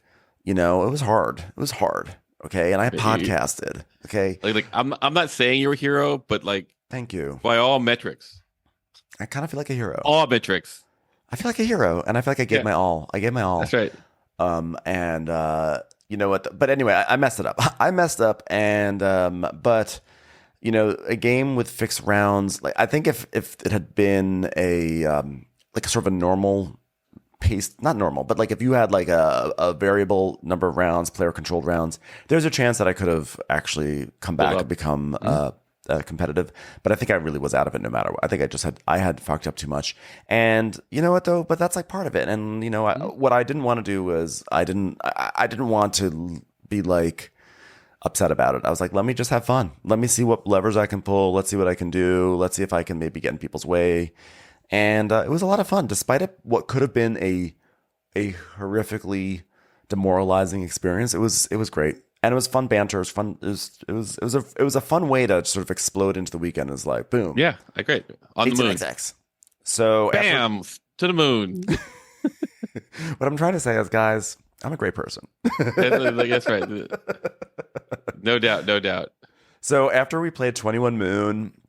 Then at that point it was like around 10 o'clock. We're like, okay, let's do something kind of light and fun. So Matt busted out his copy of Things in Rings by Peter C. Hayward. I had only recently heard about this. This is a game where basically there's a giant Venn diagram, and there's one person who understands what the Venn diagram is. Because one circle just, well, let me back up. One circle is, there are three circles. One is about what the word is, so like some quality. There is. About so the I'm word. sorry. There's someone who is called the knower, and they have. Let me back up some more. It's a weird one to pitch. Everyone, all the players except for the knower, they have a hand of cards, and they're just objects. It might be like a shoe. It might be a pencil. It might be a dragon. Just a little word. Like they have pictures that just have. Cards that have a picture and it says it on their dragon, okay? And they have to play their item on a Venn diagram. But the problem is no one knows what it's a Venn diagram of. So is it a Venn diagram of like, it's a 3-ring Venn diagram. It's like, is it a Venn diagram, the Venn diagram of like something that's funny, something that you might find outside, and it's a word that has 2 syllables. Like that would be a typical Venn diagram. But we don't know what any of that is. But the knower person does know what each circle represents, and we're trying to put our cards in the proper part of the Venn diagram. And if you put your card in the right place, you get to go again and put another card down. If you put it in the wrong place, the knower puts it in the right place, and then you have to draw another card. And the first person to get all their cards down into the Venn diagram and have an empty hand wins. Yeah, it's educated guessing the game. Like, because like you started off like amazingly, like having never played, and then like I think you'd lay down 3 within the first 2 turns. We're going like, what the fuck? Jordan and I we're just looking at each other like, I have no idea what anything is here. Like, is it double letters, double vowels? Is it made of metal? Is found in like, I have no idea. Like, why is like a sword in between these 2 circles? Like, what is the sword? What is the sword the union of? Like, why is it the union of these 2 qualities, but not the third quality? Like, why is that? It's like, I don't know. It just felt right in that moment. So like everyone has a good time because the guessers are solving the mystery. Like, each circle has its own little like area of expertise. For example, the yellow circle is about the word itself. So like the word cat, it has 2 consonants. The circle might say, 2 consonants. Like, cat would have that. Yeah, like, or number of vowels or number of syllables. Yeah, the other one, I think the blue. No, the blue is like. Is that context? One of them is context. One of them is attributes. Context is like you might find at a carnival. You'd find it inside. Like how our society uses this thing. How society uses it. Like, and the other one is actually like made of this, or like, something about the thing itself. Juicy, Exactly. And so like my personal favorite when is like when Matt goes like the he puts penguin not in the red circle, and we're like, okay, well, okay, I guess it's not that. But then he puts a kitten in it, and that's when Jordan. Anyway, we're like, why does a kitten have this sort of attribute, but the penguin doesn't? And then when it comes out, we find when it all gets put out there, when we find out what the Venn diagram is, it turns out the attribute of the red circle is flammable, and we're like, well, why is a kitten flammable but not a penguin? And this is in some ways the joy of this game, because like the knower is always in this position of like, oh, I'm interpreting, I'm blah blah blah, but at the end, invariably, the knower gets yelled at by all the guests. It goes, that's not right. Yeah. He goes like, wet penguins are wet, and then he goes like, penguins are covered in oil. He goes, they're not flammable. It's just the most ridiculous thing. Yeah, it was really fun. Like, I'm gonna get it. I can see this just being such a hit with so many people. It has an interesting bell curve to it though, because as the game progresses, more and more cards are going down on this Venn diagram, and so in some ways, as the game goes on, there's more descriptors along this in this Venn diagram, so we have a clearer and clearer idea of like maybe what these different circles actually represent. Like if you see a whole bunch of wooden things in this one area, you're like, okay, wood, this attribute is that's made of wood. But I found that there was a bell curve wherein when there's actually too many guesses on, if it goes on too long, you're actually overwhelmed with information. And like if that information is not syncing up in a way that makes sense, then it's just like it's information overload. It's like I can't figure it out. And my one criticism was that when it goes on too long, then you're just guessing. You're just like, I don't know, maybe this card goes here. Maybe it goes here, and you hit it right, and so then you're trying to stay engaged and everything, but you're like, I can't figure it out anymore, so I'm just going to try to get cards down. I think that's the one detriment I found to the game.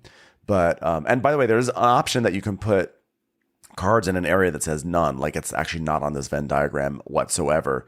Jordan claims that there's a meta where you just play cards to the none section and you have better chances. That's like the highest degree of chance of actually succeeding is putting it there. But I would argue don't try to use meta on this game. Just try to win. Go for the fun. To win. I honestly think playing a game like this or like Wavelength to win is not the right mindset. I'm not saying that like Jordan has the wrong mindset, but I'm saying there are some people who could get really competitive over a game like this, and like don't do that. Like have fun with the process. If you are the one who is like pointing your finger in people's faces, like I won Wavelength or 3 and re-examine, because like these games are just like, and by the way, let me reassert, Jordan did not do that. Jordan was in the proper tone and the proper vibe of the game. Yeah. He merely mentioned that there's a meta. He was not being like that, but I'm like, people just have fun with a game like this. Yeah, so that was good. And then we played what were you about to say, Paul? I feel like you're about to coming out. No, no thought. Like, yeah, it was fun. And then we played Wilmot's Warehouse by Ricky Haggett, Richard Hogg, and David King. Can you describe Wilmot's Warehouse? I'd never even heard of this game, and then here it was. Yeah. So basically, I would describe it as cooperative memory plus storytelling. Yeah. So basically, you have like, you're gonna be dealt effectively 5, is it 6, maybe 6 tiles per round, and you're gonna lay it on a grid. And these tiles have various like symbols on it, kind of like a Rorschach, but not really. Just something like abstract. And your goal at the end of the game is to remember where all these pieces are. So that you let's say it's a picture of a circle with another circle in it, and you go like, oh, donut, and so you put it down and you say, here is a donut that that we have, and then you flip it over. You're never going to flip it back again. You put down another tile. Let's say it has what looks like the leg of a dog. Donut. So you put it's another yeah, donut. That's right. Everything's a donut. That's right. So you have to put it orthogonal to the original tile, and then you collectively you make a story. To help remember. To help remember. Exactly. So here's this dog, who was trying to eat a donut. You flip it over. Then you start doing that, and then so you wind up maybe putting about 6. No. 30, it's probably like 40. 25, 30, 25. Yeah. It's a grid of like, I think like 5x5 or 6x6. And another part of this is like each pile after the first pile has a new rule after that you apply to that pile. Like, for example, we had one where you could only speak in one syllable. Which was funny because then we all started talking like cavemen, and we didn't really have to do that. Like, talking in one syllable, you can still talk normally, but we were like, put tile here. You can just say, put tile here. That's right. But we're like, exactly. Put tile here. You can put the tile here. You can even say, put the tile here. You could literally say, put the tile here in a normal cadence, and it would be fine. But we were all like, put the tile here.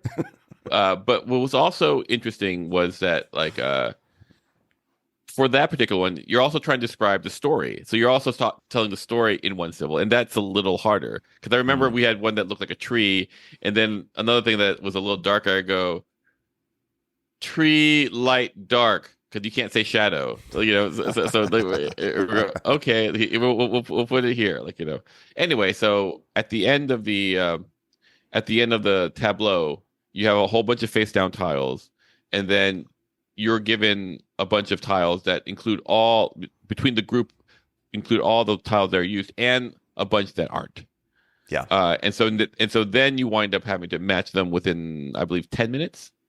You have to. Well, what you do is, you set a timer. I don't even know if it was 10 minutes. It may have been 5 minutes, where you're basically you're trying. You have. Like you said, there's like duplicates of all the tiles you put down, and you weed through the ones that you use, not the ones that you don't use, and you put them on the right spot. And you're like, okay, I think this abstract shape was here, and this abstract shape was here, and the donut was here, and the dog was here.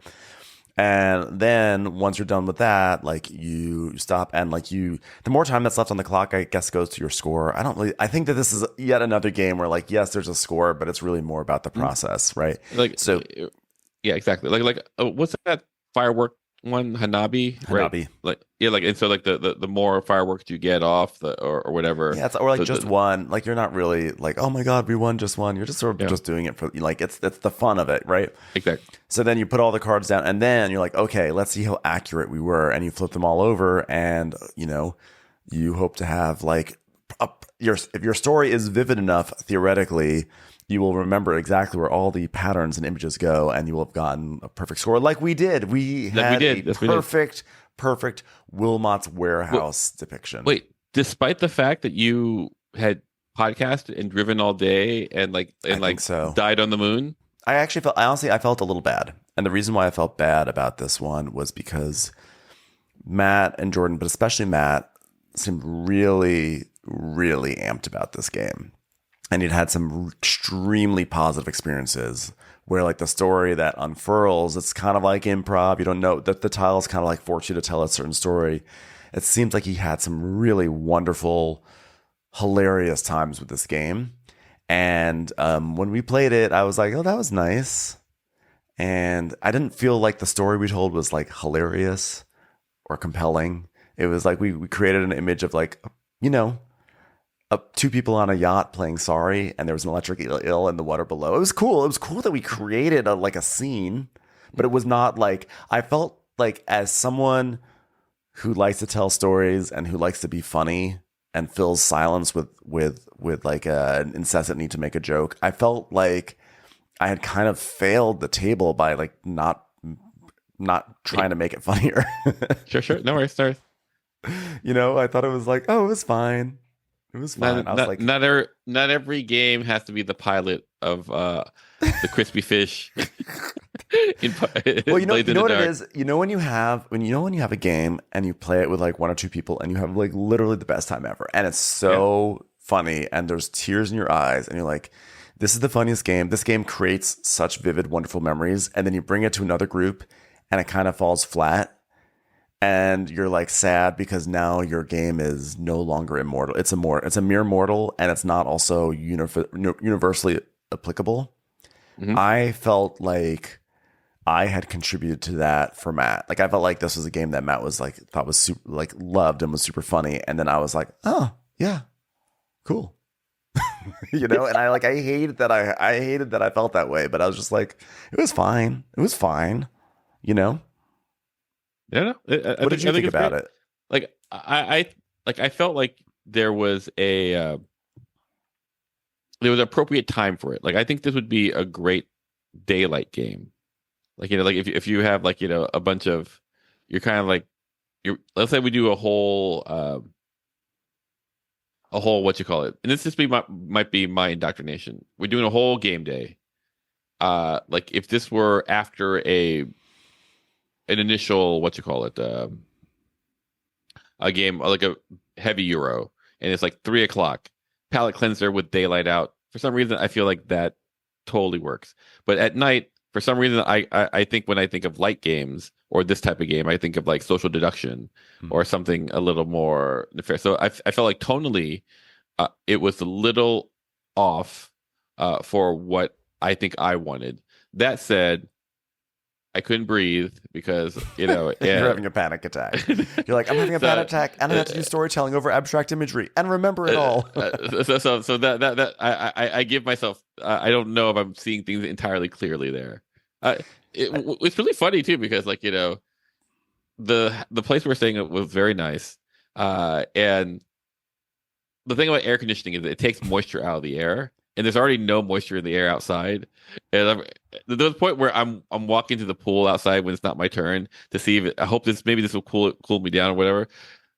It's so hot in Palm Springs that like I wouldn't say that the water was boiling, but I was going like, this is unpleasant. It was so I was anyway.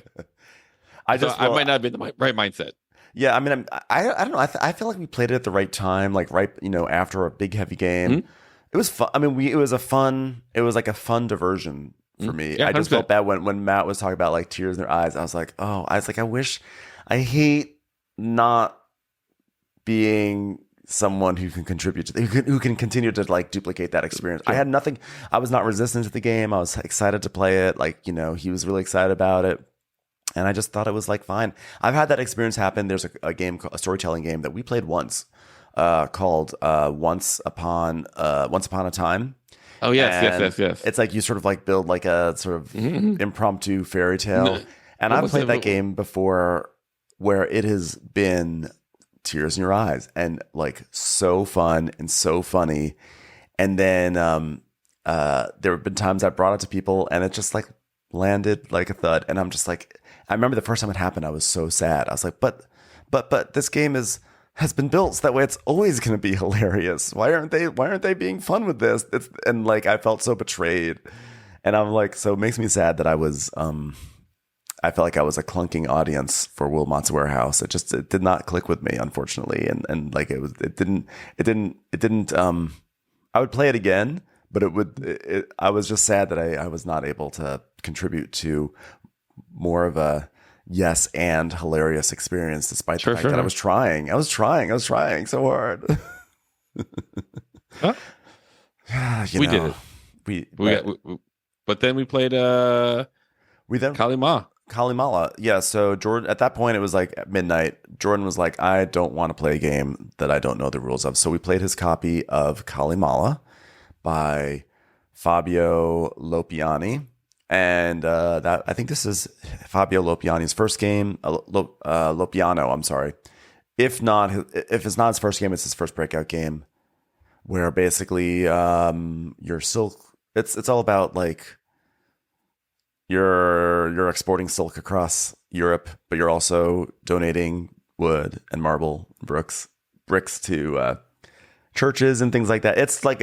It's from like 2017, I think, but it looks like it's from 2003. It has the feeling of a real old, dusty, classic Euro game. And this is your first time playing it, right, Paul? Yeah. Did you enjoy it? No. No? No. I mean, my favorite thing is that it I guess people call it Calimala, from like Indiana Jones Temple of Doom. Kalamata Olive. yeah. And so it was fine. If I think there was a time where a descriptor of Euros like a like soulless, you know, cube pusher. And for me, I felt like, oh, this feels a little soulless. I'm just doing things kind of mechanically. I Yeah, but I had a bad game, and you know how I am about winning, how I always have to win, and how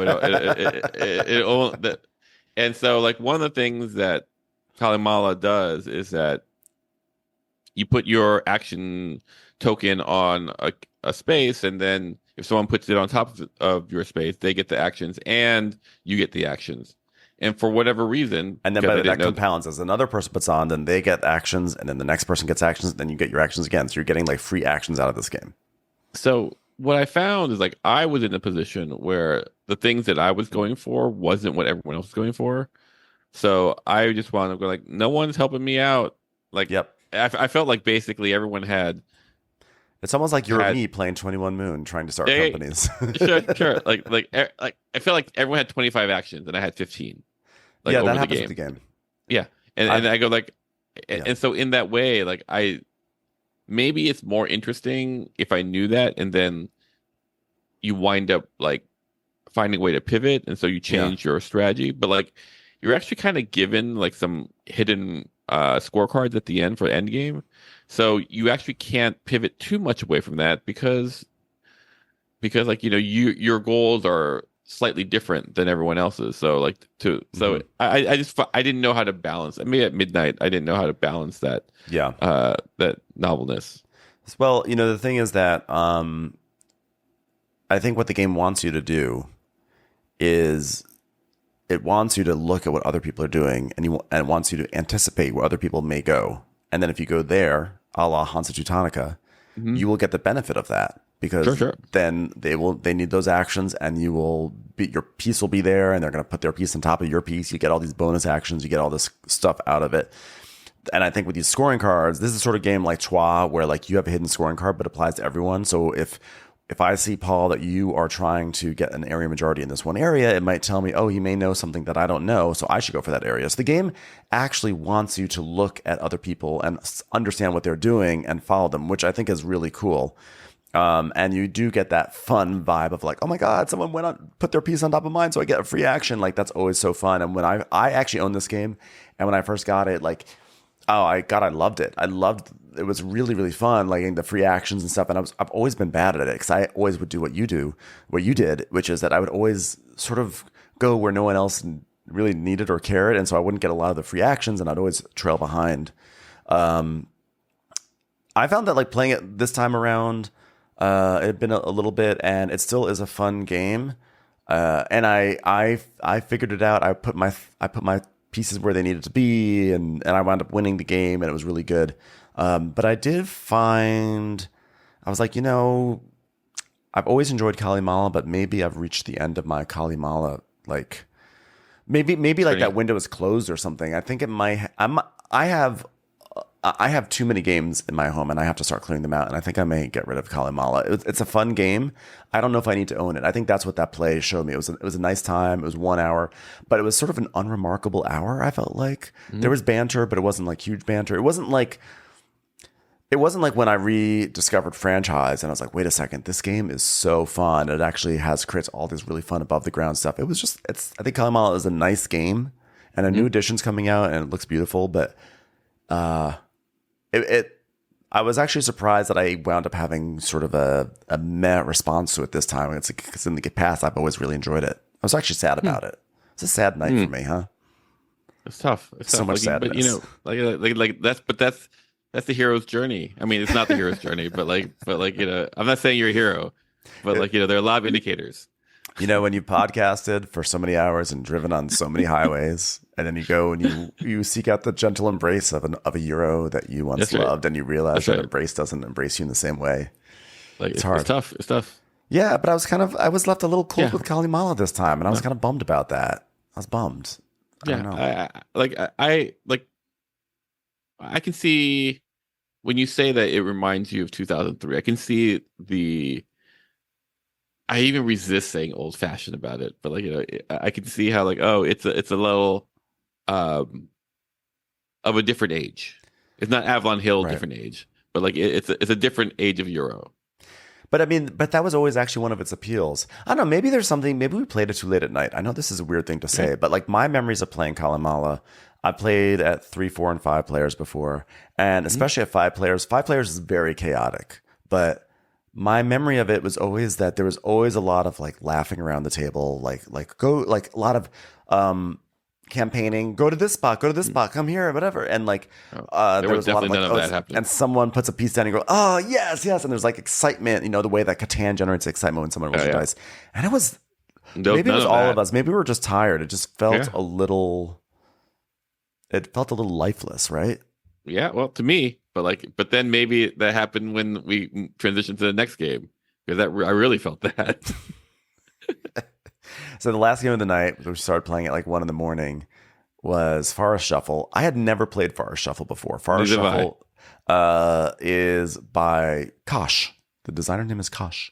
It is like over the past year, it's received so many raves, got a lot of attention. It may have been nominated for Spiel des Jahres or something like that, or Kenner Spiel. I think it did, but it wound up on a lot of people's top 10 lists and everything. It's a card game.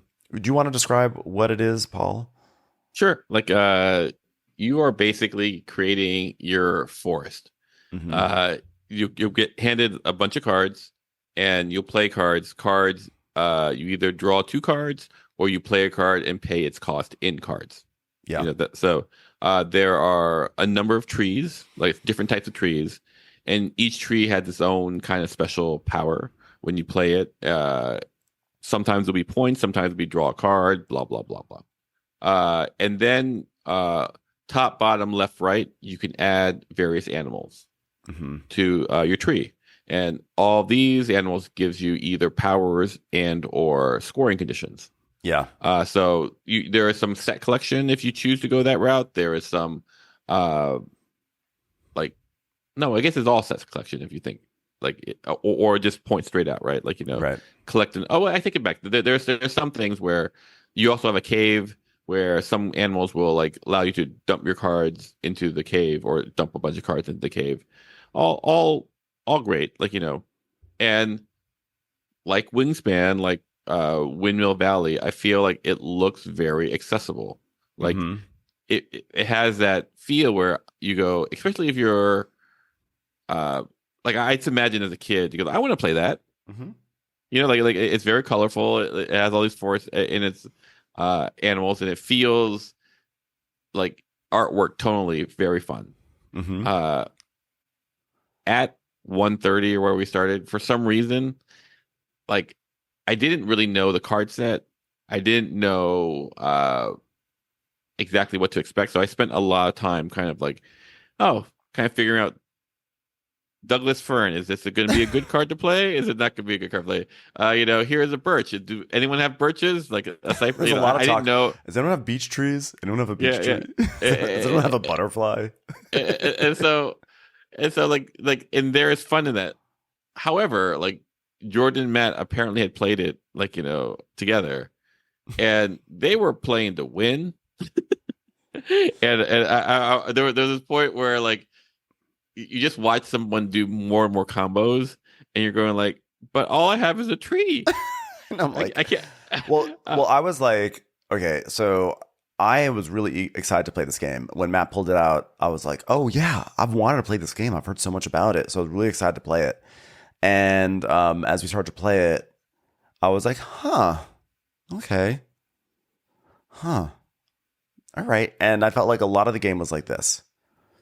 All right, well, I'm gonna play a wild boar, and I'm gonna draw again. Okay, now it's my turn.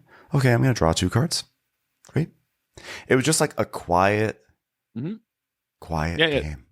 A quiet game of looking at your cards. And I'm totally fine with multiplayer solitaire, but I felt like I was just looking at there's that tree and there's that tree and there's that symbol and there's that symbol. It's like, okay, I need to find things. Let's see what's in the display. Nothing. Draw 2. Okay, okay, time to draw some more. I felt like I was kind of playing Old Maid or Go Fish, not Old Maid, Goldfish, Go Fish. Sure. And I found it to be just very generic. I found it to be a very generic game. I was like, it was fine. It was fine. But I'm like, is it because we're playing at 1 a.m? You know, Could be. Like, it's like, it's not just like, you can't always blame games for these things. Like sometimes like environmental cues can affect it. And I just felt 100%. like I was sitting there and I was watching Matt and Jordan, just like they were doing some sort of magic, and that was fine. I was just trying to get a bearing of it. But at one point, what was so funny is one of them said like, oh, you know, Firefly strat is hard because there's only 4 Fireflies in the deck. And, you know, just to basically get 2 of them, you're lucky. And so like I had 2 of them and I was like, oh, I've got 2 in my hand. I was like, I have the golden ticket. The heart. Willy Wonka is my friend. I was like, I've got it. I've got the loaded gun. No one knows. I think I'm going to win because the Firefly strategy is apparently like there's only 4 in the entire deck. So if you can get all 4, like that's got to be hella powerful. And then all of a sudden I got a third one. I was like, oh, I got the third Firefly. And I like slide it in quietly because like I don't want anyone to know. So I've got 3 Fireflies now. So that way they don't hold on to that fourth one because that is. Fourth one is like, that's the finishing move there. It's so hard. That's just taking out the whole Forrest. Like, that is not Forrest Shuffle. That is a Firefly Shuffle. I am taken over. And then, as the game was coming to the end, I got the 4th Firefly. And I was like, got the 4th Firefly. I was like, everyone, I got 4 Fireflies. I didn't say that, but in my mind, I was like, oh my God, I got the 4th Firefly. Oh my God. I was like, I know they're doing all their things, but I got 4 Fireflies. Only 4 in the deck. I got all 4 of them. I got 4 Fireflies. And I looked down and it was like, 20 points. I was like, oh, cool. 20 points. And then I like look over and it's like, oh, and my bat and this little critter in the tree give me 30 points. So I did all that work for something that doesn't score nearly as much as 2 cards. So I was like, great. I was like, great. And then the game ended and, you know, we got trounced like by 80 points or something like that, which was hilarious. And then I was like, but you guys, you guys didn't even talk about that. I got all 4 Fireflies, guys. Like, oh yeah. Oh, good job. I'm a hero. I got 4 Fireflies after I drove on the 10 freeway. Yeah. So my Fireflies. Like, I definitely feel for me that I need to play it again to really get a sense. I also have here's this thing that like I don't do particularly well with nature-based themes, especially in forests. I like the nature themes. I like them so much. I know. This is where it's hilarious. It was cute. But I was just like, I was like, this is just. It felt so mechanical. It felt like, oh, get this and get this, and I don't know. For some reason, it just was. I found it to be deeply unremarkable. Deeply. Yeah. Like I'm going to attribute to 1 o'clock in the morning. Yeah. Because I will say this though. Like, I will say that as things become more popular, they become a little more homogenized. So I don't know if I see any real innovation in this or ambition. Mm-hmm. And maybe that is very helpful for penetration, but for my kind of like to pique my interest, because can you say penetration one more time? Penetration. I'm not a hero. just it's for some reason it's just funny to invoke penetration while talking about Forrest Shuffle. That's right. Like so yeah. I don't like I think like we are not the bell curve, right? Yeah. And so I think this would probably have a pretty strong bell curve appeal. Yeah, I mean, to me, it was in the space of like, let's go to Japan, sort of in that that heaviness. But let's go to Japan captured my imagination a bit more, in a way that I don't know, just it was more evocative to me. I think this one was fine, and I can totally see its place. I understand why it's popular, and I'm not someone who's snobby about this sort of stuff. I do not turn my nose down up at it or down or left or right at it. I just found that when we were playing it, you know what it was? I felt like I was just constantly just drawing from a deck of cards and hoping I would get something that would match. And that may be my fault. Like this, someone might say, well, that's not how you play the game.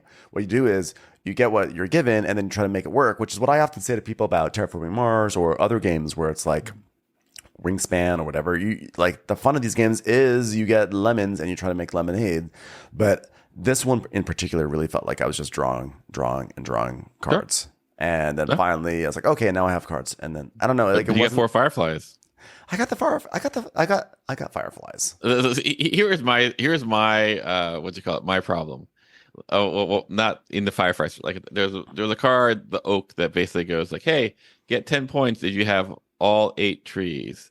But I read 10 because I actually all 8 trees, and I asked someone, how many cards are there? Types of trees. They go there, the 10, and I had 9, and I was like looking for this, freaking magical 10th tree or whatever type of tree, and then I looked at the card again and said 8, and I was going, I thought you said there were 8 cards. Oh yeah, with that's probably a pre-expansion, card. I was like, I've been looking. The forest has grown. Just so you know, I'm the one who was looking for that beech tree. It was me. I go. Everyone else had a beech tree, and I didn't have a beech tree. And I was going like, oh, maybe there are only 3 beech trees, and I'm just screwed. No, it's because the beech trees. The way the beech trees score is that you get like 20 points if you have. They only score, you get 5 points per beech tree, but only if you have 4 beech trees. So you're encouraged to collect beeches. By the way, another thing in general, like set collection is like one of my least favorite mechanics. So like I don't love set collection. Like, so when it says like get 7 different butterflies, it annoys me because set collection is you're just at the whims of the flow of a game. And that's like, okay, well, hopefully I can get it. Maybe I will, maybe I won't. And that was a lot of it. Like I had a little critter that was, it was like worth. There's a thing where if you when you have a bat and a critter, both in a tree together, they make 30 points. And so, but like I would find like a critter that's on the left side of the card and a bat that's on the right side of the card.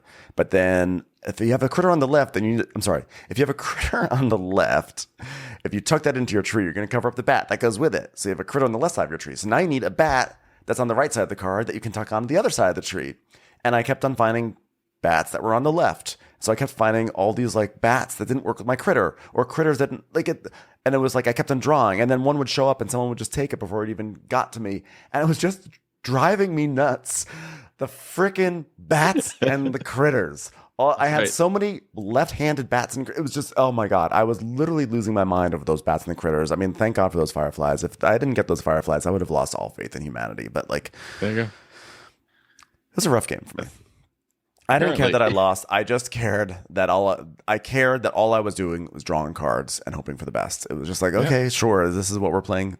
Not like meaning that not this is what we're playing right now, but this is a game that's lighting up the internet in 2024. Fine. I was so bitter about those bats and critters. That's what it comes down to. Love it. I tried to mask how little fun I was having. I was just like, oh, whatever. I'll play this card. I tried to be banterful, but I think it must have been apparent that I was not having a good time because Matt kept on making jokes afterwards about like, hey guys, I've got an idea. Why don't we play some more Forrest Shuffle? Is that what you guys think? I'll play some more Forrest Shuffle. I was like, okay, so I clearly looked like I was having a miserable time. I don't know. Like I think when you wind up like crushing, both Matt and Jordan did a lot better than we did. Our Forrests were miserable. A lot better. So it's okay. Yeah, but I would say for me, like for that first day, 21 Moon and Things in a Ring, those were like the standout games of the 5 games we played. Like those were the 2 standout games, I would say, for Friday. Yeah, I mean, I think for Friday, I think it was great. Because you're not. I don't believe that you're always going to have the best experience with games, when you play a lot of them. Because you shouldn't be looking to, once again, I'm a big believer in you're playing game night, you're not playing games. That's the game that you're really playing. Yeah. And as far as playing game night, super fun. I had a great time. The whole overall night, despite games that were less fun, was so fun. It was the evening was great. The companionship. Despite my lungs dehydrating in front of me, and like this was this despite like me having an internal breakdown about not being able to find a bat that matched with my critter. I had a great time, like just nibbling at my Panda Express as I back and forth. Despite having to sit on the sidelines for half of 21 Moon. I mean, I had like seriously, it was really fun. It sounds like I'm actually being sarcastic. It was tremendous fun. And 21 Moon, again, I really want to emphasize, it was so fun. It was so fun. It was so fun digging myself out of that hole.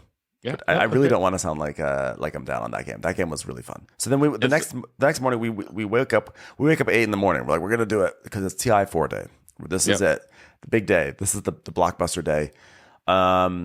Make breakfast and everything. Well, I was making some eggs. You guys played Seers Catalogue, which is a card game of some sort. Yep, like so. Seers Catalogue, not spelled SEERS as opposed to SEARS. The department store by Rob Lukotka and Christine Mizuk. Okay. Mitzuk. I'm sorry. Okay. And so it's a trick taker. Basically, you're playing either sets or runs, or what's the other common one? Set, runs, flushes.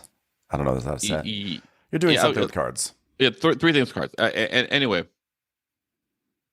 and there are two interesting things. The first interesting thing is you score if you go out, you get 0 points, and if you stay in,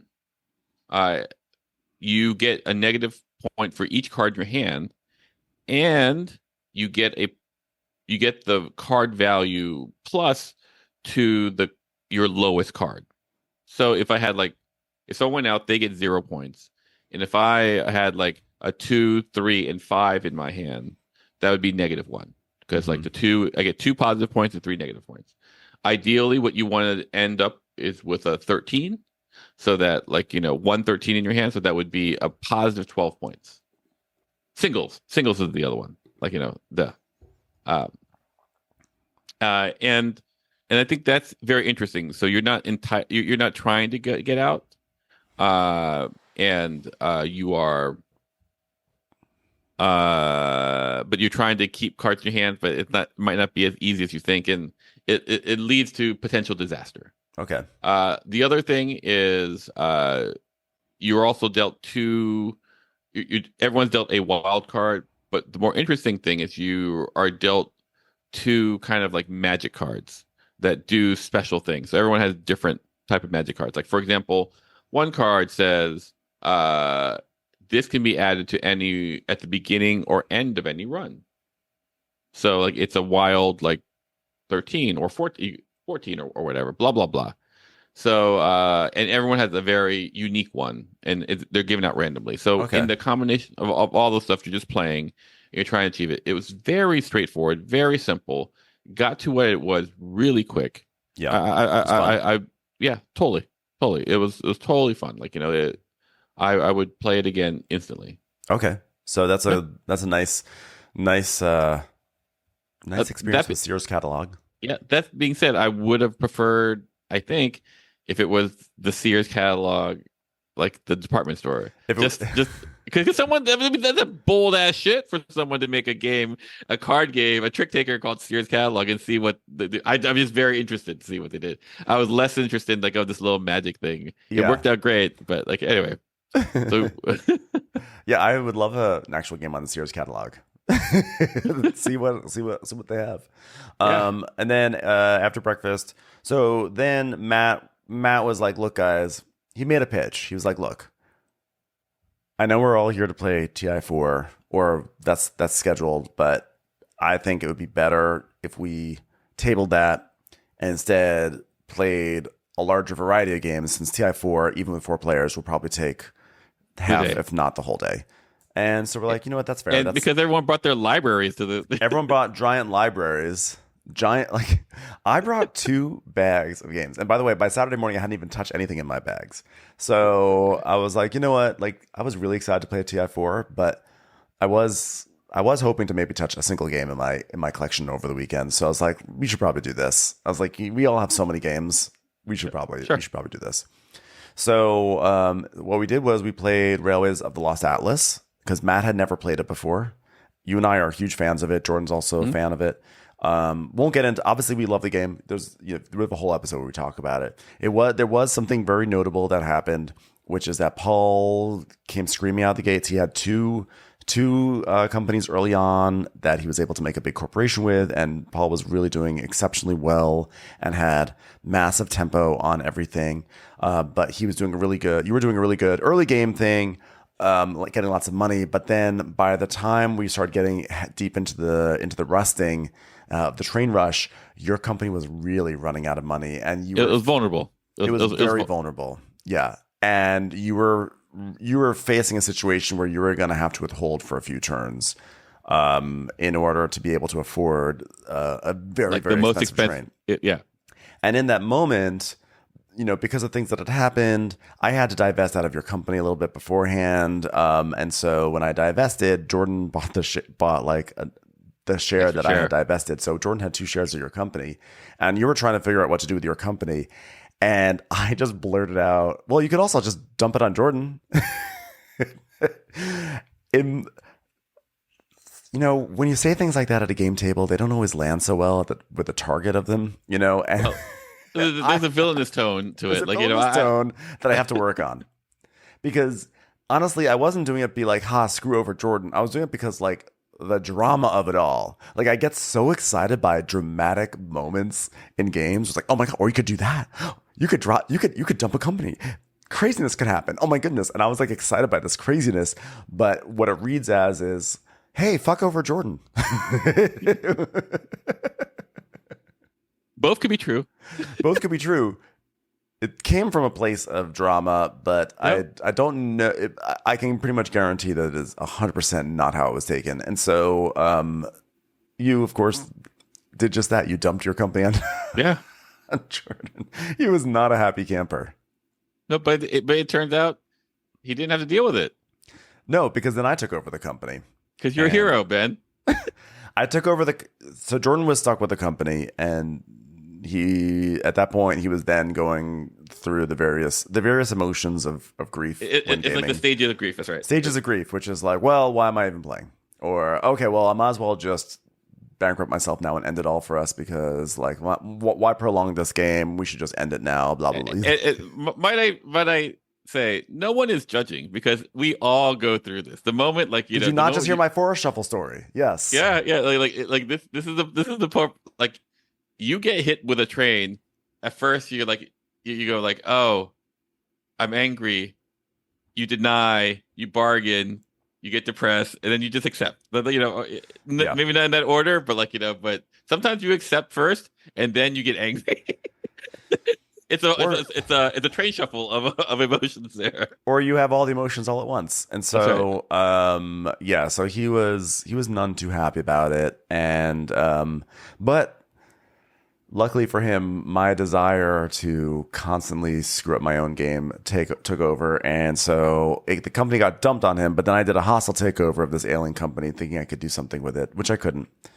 And so in the end, he actually, his game continued on actually exactly how it would have, and my game, went in the toilet. But sometimes you just gotta play around, Yeah, no, there is this aspect where like I came to this realization when I play these type of games, like 18X, in general, like I'm pretty aggressive, first out of the gate round, and so like I was like, oh, I'm really attacking tempo, and it makes me vulnerable. Mm-hmm. And I think ultimately, this only happened because there was just a different there are different levels of understanding of the 18xx. Like for all of it, you have the largest or the deepest understanding of the game because you've played the most, and I think like for Jordan and Matt are still uh grokking this aspect of Right. that. Like I call it the second Rust. Like I think people are the first Rust people might know, but like anyway. Yeah. There's So a tempo for sure. yeah, but you know, suffice to say, if you didn't say dump it on Jordan, I wouldn't have. I wouldn't have thought of it. No, of course not. And I need to, in those moments, adjust my tone so it's not like, oh my God, like hands, palms, together. But it was more like the tone should be like, listen, this is not. Have you considered This is an unpleasant thing to bring up, but the truth is that you do have an option with your company and that you can dump it on someone. There's just a more considerate way to bring up like something that like to gleefully announce that you could do something that would tank someone else's game is not a nice feeling. So I acknowledge my part in that, and I have to work on my tone. But also, though, I think the lesson that's brought out of this, though, is that for anyone who plays 18xx, or starting to is that things happen that you can't predict. And so Jordan thought this company, he was going to be stuck with it and he was going to go bankrupt and it was going to end his game and the entire game. But then I decided to actually take it over, and like he probably did not predict that. And so I think my lesson to people who play these games is like you stay in like keep your like lift upper lip. Yeah. Like keep your head in it because things happen and strange things happen. Sometimes it doesn't. Sometimes you're like, I think I'm out of it, and it's like, yeah, you are out of it. Like that was my 21 Moon. I was like, I was trying things. It's pretty obvious I was out of it, but like but again, the reason why I kept trying things is because people do make mistakes. Things do happen in a strange way, and you never know what cracks happen. It's like when you watch Survivor, this happens all the time. There's someone who's at the bottom of the pecking order. Everyone in their tribe has been voted out. They're the only person out of the alliance. But then there's a way through. And I've seen it happen, and I've been part of it so many times with 18xx that like it's really important just to keep on just like pushing forward. And and if I hope that I hope that my failure in Atlas illustrated that nicely for it. But also, by the way, the other thing though is that you also have to take big swings in that game, in any 18xx game, because I honestly thought like you looked like you were going to win. So I was like, I feel pretty good about my portfolio, but I'm not going to play for second place. I have to I think this is a tool I could use, and I misjudged it, and it did put me in second place. But go for the big swings. I think that like we're talking about on the way back home, like about how I do really like how 18xx like really more than any other kind of train game or like forces you to be bold. Yeah. Like you can't steady yourself to a win. You're going to have to make a move. Mm-hmm. Like and I really like that because it's like the Pointer Sisters. Dare me, go make your move. Yeah, that's right. Like I think it speaks to the once again I too am a person who likes drama. Yeah. Like I too am a person and your drama is like big comeback moves. That's your brand. Like you're like yeah like it's my detriment. But my brand is like big slashing. Everyone gets hurt. Yeah, it was the thing is this when I took over that company, I was like, I'm gonna do something amazing with this, or it's gonna be a failure. Legends. But I said at the end of the day, though, it's only a game. So let's have fun with it. Let's see where it goes. Right? It was a great game. And it was great. And I want to say something. The one thing I will say about Railways of Atlas, of the Lost Atlas, is that the short game, if you play the short game, it's only 4 cycles long, which means each cycle is a stock round and 2 operating rounds and potentially a merger round, which is just like a big nothing. It's like housekeeping almost. Or in our experience, I should say. I bet it could get pretty feisty in certain type of scenarios. But the point is, it's only 4 rounds. And so the short game, I think, especially because so much about Railways of the Lost Atlas is a tone of, hey, you've never played 18xx before, like, come join this world. We're going to guide you through it. Because it's called a short game, I think that there's an implication that the short game is almost like the beginner's game. Like, hey, you're new to this world, do the short game. It's you're fresh out. You're not gonna do a big long game. You're gonna just do the short game, and you'll get like your toes. It is brutal because it's short. It accelerates, and the train rush is fast, and you don't have a lot of time to make pivots on the stock market. You've just got to like hit the gas, and you just go till the end. And I think that like having played the short game a number of times now, I've seen it a lot that people can get really crushed by Railways of the Lost Atlas in a way that they weren't expecting. Like for me,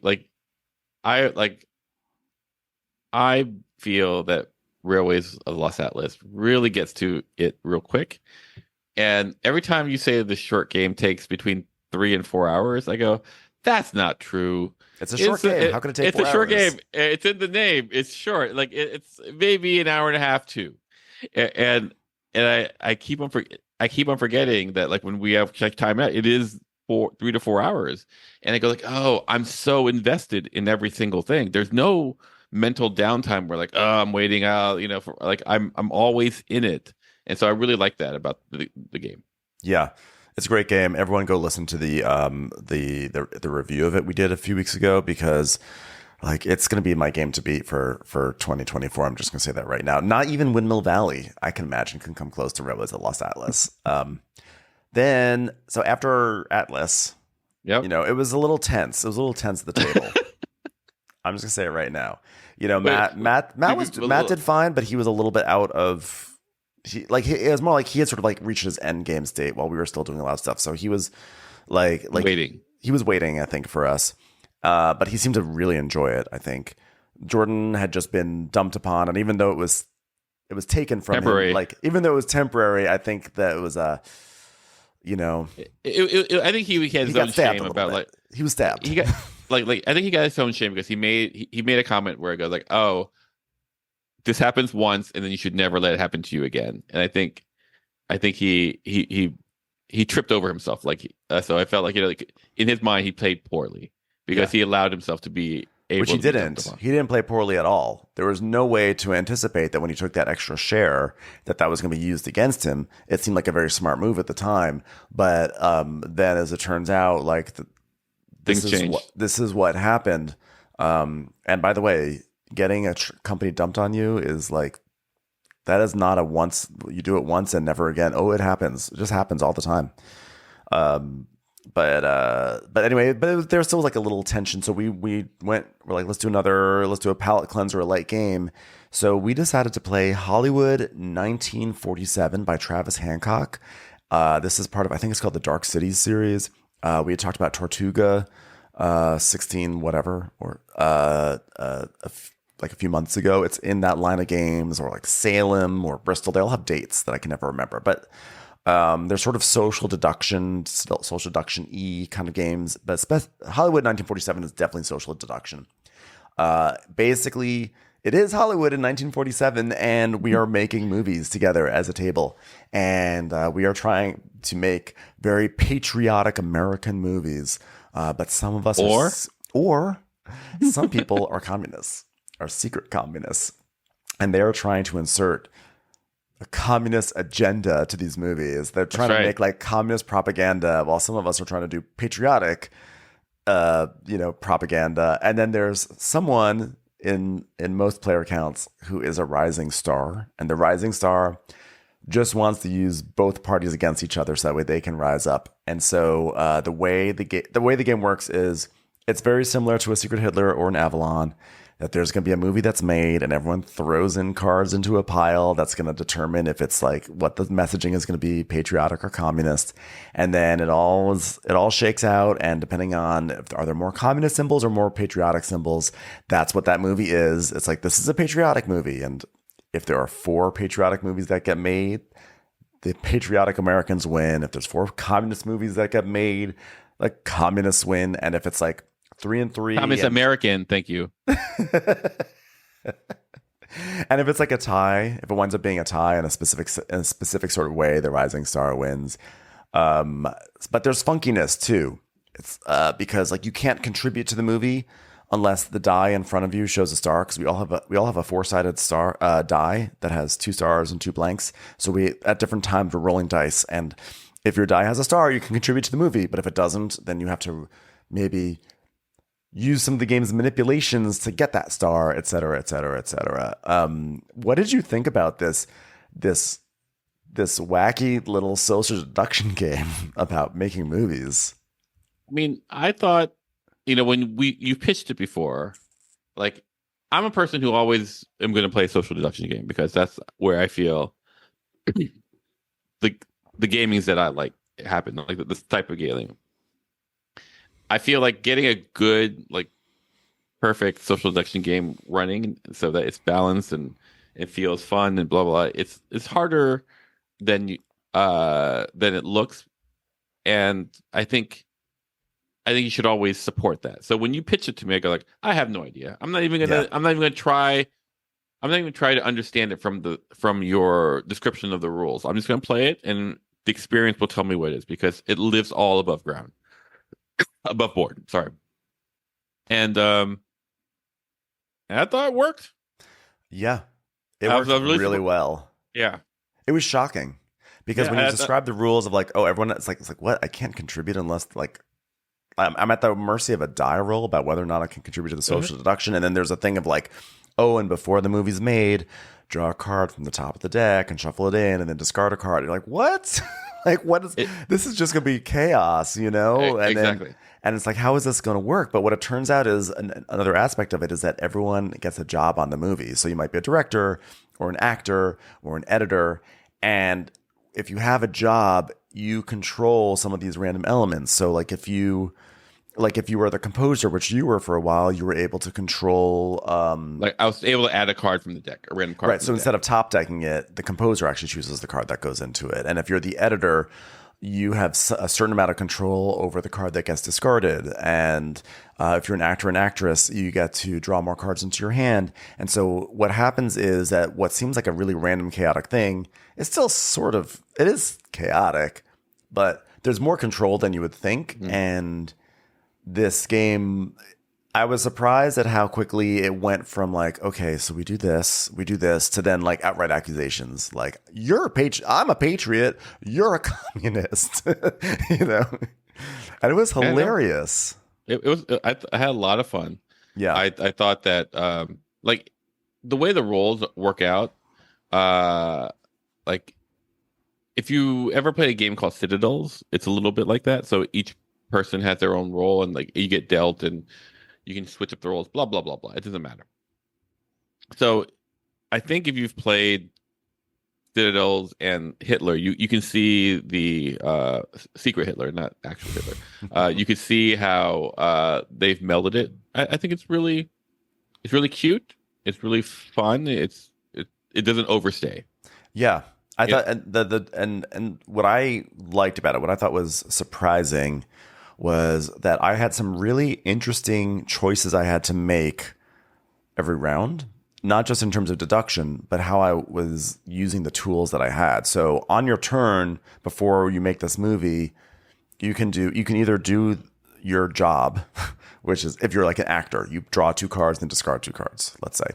Or you can re-roll any 2 dice. So like maybe your die and someone else's die. Or you can decide you're going to swap your job. But if you swap your job, you don't get to do you're basically forfeiting your opportunity to do your job by swapping. And so like I had a situation where I was a patriot, okay? I was a patriotic actor at one point, and then I became a director, etc. But I was a patriot, felt really strongly that Matt was a patriot, and we had this movie that was going to be made, and all the movies sort of have like an inherent leaning, so this like very communist feeling movie was about to be made, and so we needed to put a whole bunch of patriotic cards in there on that movie, and all my cards were like neutral and communist, so I wasn't going to help. So I really, really needed to switch my job to become like an actor. But if I switched to become an actor, not only would I not even be able to use the actor's ability to draw more cards and help my hand look better, like, you can't use your job if you're swapping that same time, but I would forfeit my super powerful job as the editor. And it's like, how long do I keep this powerful job as the editor to reduce the randomness of the movie versus swapping it out to be an actor to improve my hand? I don't know if people listening could really follow that. I hope because you it could. sounds crazy. It sounds crazy, but it's like I could either maintain, I could keep doing the job I was doing to oversee the production of the movie, or I could swap out to become a different job that gives me less control over the movie, but more control over my hand. And trying to figure out when to do that was actually a really compelling decision for me. Yeah, no, there are a lot of dilemmas. I was the rising star, and so like there are times when I'm going like communist, sometimes I'm going patriot. Like I think I had a hard time. I had a hard time figuring it out because I was like, I think Jordan might be communist, but Paul is crafty. He could be sort of acting like a rising star, and then he's actually just communist all along and setting up Jordan. And Jordan could be. I was going back and forth until Jordan just midway through just was like, well, I'm bad. So he goes, I'm bad. I'm a patriot. He goes, yeah, no, I'm communist. I'm communist. And now you guys do what you want with it. So I was like, okay, well, I think given that information, but I don't know how sturdy it is. It may be fragile. The game may be fragile. We only played one game, four players. But I'm more than happy to give it another try. I would even say I would forego Avalon a night to play this. Yeah, I would. Yeah. I felt like it worked way better than I was expecting. I bought it as on a whim. I saw it in a store. I was like, well, I'll get it. And it was really good. I guess we were talking on the drive home, like, why do they have this system where you have dice in front of you that control whether or not you contribute? And one thing that we realized is in Avalon, you have someone every round who gets to choose who's going to be on their team. And in this game, there's no one who's like a leader of the movie. It's just like everyone's going to participate. So the dice sort of what the dice do it makes it that way. It's not always the same people, but also if someone opts to roll someone else's die, that is information. Like, oh, why does Jordan want to reroll Paul's die right now? Like, what is this? Like, so the dice at first were sort of a befuddling mechanic for me, but then I came to understand actually the purpose of why they're there. Yeah, it's good. Play again. Do you think? I have a question though. You said you might even forego Avalon for it. Do you? For a night. For a night. For a night. But be honest. Don't you think there'll be some people in our group who will lose their minds over this game in the bad way? Maybe. I mean, I think Avalon. There's. I think this feels too close to Avalon. People in our group were actually pretty warm about Tortuga, except we all felt it went on too long, and there are going to be revised rules, which I'm excited for. But this one, I feel like hews too close to Avalon, and I think that the real Avalon heads are not gonna like it. Maybe like my wife and I, we lived in Australia. But one of the things that we did was we wrote a food guide. A food guide is what you used before Yelp was around. For the city of Perth. And one of the things that I found out about myself when writing this food guide, and in some ways or co-writing this food guide, is as I've ate at more restaurants, I found myself going oh, this food here is perfect, and I'm not interested in it. I always looking for restaurants now with ambition, trying something, and I'm more willing to deal with failure, a little imperfection for novelty. Yeah. And I think this game here, if you can frame it in the sense of this is trying something. It's trying something that Avalon is very streamlined, and especially the way we play, because we don't change the roles. We go this game has maximized fun for us, and it's not even balanced. It's geared more for the bad guys. So if we can, I believe if you and I can make the pitch that oh, here's a social deduction game that is going to try various things. It reminds us of Citadels and a little bit of either Secret Hitler or Battlestar Galactica. I think that would let them try, and maybe they could be open up to. Like I said, I don't know if it scales. We just played it. I mean, it'll be interesting. I will say two things that go for this game in my book. Is that the fact that we played it with only 4 players, and to me it was a rich social deduction experience, was actually really remarkable. Yeah, I thought that You was know, great. I think like Jordan said the reason why he announced that he was a communist is because he is often in social deduction games felt like, oh, if people already know that he is a bad guy, he just is going to play openly and try to use that to his advantage. So that's why he did that. I think that like my recommendation to people playing the game is if that's a similar strategy that you follow, like I think that at 4 players, you maybe don't do that only because the pool of decisions is so small that it's like, okay, well now like there's only 3 other people. There's 3 people, so if we know definitely someone's bad, then it makes the rest of it kind of obvious. But that being said, even when Jordan said that he was bad, knowing Jordan, like because he's so smart, I was like, this may just be some high level Rising Star play, you know?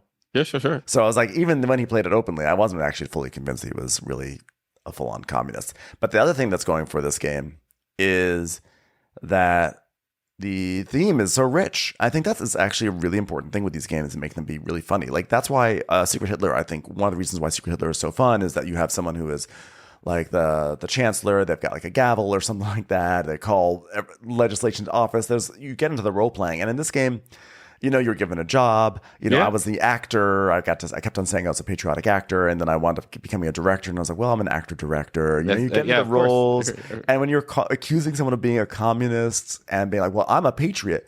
It's really funny, especially because patriot is such a loaded word these days, so you're using these terms. It's just very fun. Like it's a fun, in Avalon, when you're accusing someone of being a minion of Mordred, to me, it doesn't really carry anything to it. It's just like, Sure. and people don't say like, you're a minion. You don't feel like I have found some evil person, but like to call someone a communist, it's funny. Yeah. Then lastly, Indonesia. We started playing Indonesia, but so Indonesia that was your game. This was Paul's moment. Paul finally got to decide what game that he wanted to play. First, if you are not subscribing to our Instagram, you should. But like one of the things that our social media manager does, what's their name? Ben. Ben. Oh yeah. Is like there's a weekly recap of like not recap like what game are you excited to play this weekend? Which I didn't do this weekend because driving on the 10 freeway. Oh, Hero. That's right, Hero. But like Hero status. For literally since you started this, I've had Indonesia on my list. Yeah. Like, and I don't know when you started. Was this like in February? It feels January, like February. You've been saying every week Indonesia.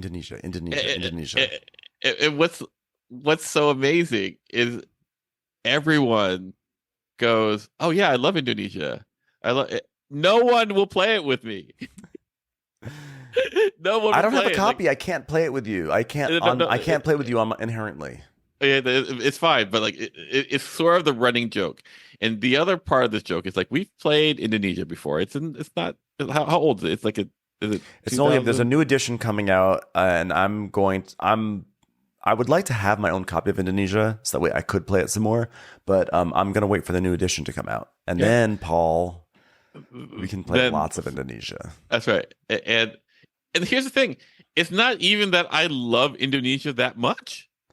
It's just like every time we play it, we go, "This is a really good game. We need to play it again." That's right, because the learning curve is just steep enough that you get that aha. Oh, this is how you play.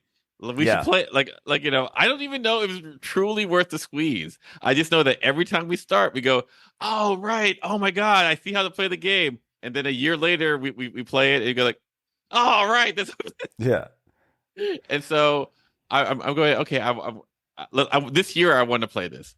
But the other thing that's really remarkable is like I don't believe I've ever finished a game of Indonesia. Never. I could have sworn the one game I played last year we finished. No, maybe I feel like it's a longer game than you think. And I remember maybe once or twice we get into the phase 3, which is oil, and I don't ever remember like one of the things that like they do. The last thing that happens in Indonesia is like in the last round you double your income. I don't believe I've ever doubled my income. I don't think I don't have any recollection of that whatsoever. But the good news though is that we were in Palm Springs. That's right. We had taken TI4 off the table so we could create space We had for plenty more of games. time. We had all the time in the world to play a full game of Indonesia, and we're all playing it, all having a good time. I was really enjoying it. I feel like my body language was showing that I wasn't enjoying it, but that was only because the Wi-Fi went out and I was trying to figure out how to get the music connected to the speaker. But I was having a great time. I was messing up left and right, like big mess ups, huge. I was like, whatever. This is my weekend of messing up, but just leaning into it. I opened up a remote rubber factory. My ships were going crazy in a bad way. Like it was a disaster. I was like, this is a disaster, but it was fun. It was fun. I was like, as I started at first, it was like, okay, a little dry at first, but then I was like, I know this game gets really fun because I remember really enjoying it last time. And then sure enough, the tech tree starts to pop off. I start to see, oh yeah, I can make a route there. I could do this. I could do that. I could do that. I see the joy in your eyes, Paul. I see like it's going to happen. We are going to finish a game of Indonesia because there's nothing on the back end. Like we can play until this game is over. And we don't. Because the world is a certain way. That's when Matt gets a little text. Doot, doot, doot, doot, doot, doot. Oh crap! My wife has COVID. And then Jordan goes, you know what's? And Matt, by the way, who's been coughing, but he thought it was a sign allergies because he gets allergies a lot. And then Jordan goes, oh yeah, I've actually been not feeling well today. Like, uh-oh. So then like Matt gets a bunch of COVID tests. Like everyone goes into their room, asks, it takes the test. And we go like, oh, don't. And then Matt goes in for about like 3 minutes, comes out. With a mask now. That's a bad sign because like it takes up to 15 minutes, to know your results. And if he's coming out 3, he has it. Matt positive, Jordan and positive, then, like, yeah. And the two of us, Paul and I, was like, well, okay. I guess we're next. So we take our tests come clean. But like my wife has a big week next week, so now I'm sequestered, quarantined in my mother-in-law's house. Yeah, who's not here. We packed up. We all just left, and Dom has to get his wisdom teeth out tomorrow, and so but I'm in isolation because the last thing he needs is COVID while he's recovering from major surgery. Teeth. Yeah, so I feel really bad because I was gonna take care of him. Yeah. and now I'm in a hole. I'm in a little hole in the corner. So a dramatic end to our weekend. What a twist! What a twist! We love the drama. Like this is literally the being dumped with a corporation of game weekend. It is, but we were like, okay, so Paul and I, we're negative. We don't have any symptoms. We feel totally fine, and we're like, okay. So we go back to LA. We get some nice sushi, and then we realize, you know what we can do? Here's how we can end this. Let's go to Carvel, because Paul and I have a tradition of going to Carvel in West LA. I particularly love Carvel. I was raised around Carvel, and I love a Carvel Sunday. And we were going to go on Thursday, and I had to bail. And it's like, wait a second, the dream of Carvel can happen. Alive. And we're it's like, alive. Dumb dinner. It's 10 o'clock. Carvel closes at 11. We just can drive on over there. I had one too many scallop rolls at sushi. Needed an emergency bathroom layover. It dug into our time, our precious time, and we get to Carvel and the lights are off. 10 minutes before they close. 10 minutes before. I hate that. I hate that. Right. And then like we pull in and Ben goes like, oh, I bet they've been closed like for a while. And then the owner walks out, because we go there enough that we know the owner. It was rough. It was rough. And especially I felt like I really contributed to that. Like if the bathroom situation was unfortunate. So we were hoping to have a Carvel redemption, but we're either both going to have COVID or neither of us will have COVID or one of us will have COVID. So if we both have COVID if we both have COVID, we're not going to go to Carvel. We're only going to go to Carvel if none of us have COVID. I'm like, wait, there's no other scenario that we go to Carvel except if we're both negative. But I'm the rising star. You're the rising star. That COVID was the communist right there. So we hope that Matt and Jordan feel a lot better. And it was a great time. It was a great 24 hours for the two of us, 48 hours for them, and it was a great time. It was great. No, it was great. Like I had like it's not. I can't say that I wouldn't change anything. There are things that probably should be changed, like COVID. But as far as like the arc of the trip, as far as like the good vibes, a great time. And the irony is, it was a TI4 weekend. We didn't even play TI4, but we played two 18xx games, which is like that's like the dream for me.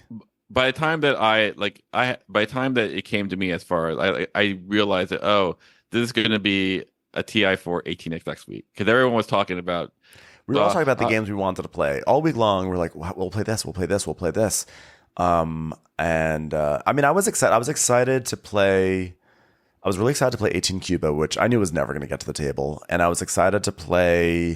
I was oddly enough excited to play Suburbia Deluxe, which I brought. I thought that might be a fun, like, counter programming kind of thing. Might be fun. I was excited for that one. I relearned the rules for Pret-a-Porter. I was excited to maybe do that one. I was excited to maybe introduce Matt and Jordan to Deluvia. I was excited to play a lot of games that, we'll just have to play in LA. Yeah, that's okay. Yeah. So anyway, everyone, thank you for listening to our extended travelogue of games we played. Travelogue, love it, love it. I don't think I've heard that word before, but that makes sense. Yeah, that's what it is. Games we played. I think my takeaways for the weekend of recommendations. I think my surprise was Hollywood 1947. That was my biggest surprise. I think Things and Rings is probably the one, like, of the games I don't own. That's probably the one that I would get. And I think those are my two favorite of the entire weekend: Things and Rings and Hollywood 1947. Well, and Atlas. I love Atlas, but like, what else can I say? What else can I add to that? I love it. Everyone should get Atlas. Yeah, I like I like the games that I won, which was 20 with Moon, Atlas, and what you call it, Hollywood, Seers Catalog. I would buy it. It's a card game. Like, it seems very. Yeah, I didn't get to play it. I don't know how much it costs, but I can't imagine it costs that much. But like, I go like, this is, if you like trick takers, this is great.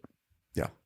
So all right, there we go. There we have it. Everyone, thanks so much for being here. You've been listening to Game Brain, produced and edited by Matthew Robinson, Tom Donnelly, Trey Alsop, and Ben Mandelker. Special thanks to Daedalus for our incredible music. More on Daedalus at GameBrainPod.com. And thanks to Edmar Pele for our incredible graphics. Be sure to check him out at Instagram at Kerbaloni, or on his website, kerbaloni.com. And you can reach us by email at contact@GameBrainPod.com. Thanks for listening, and go play some games with friends, or make some friends with games. Bow.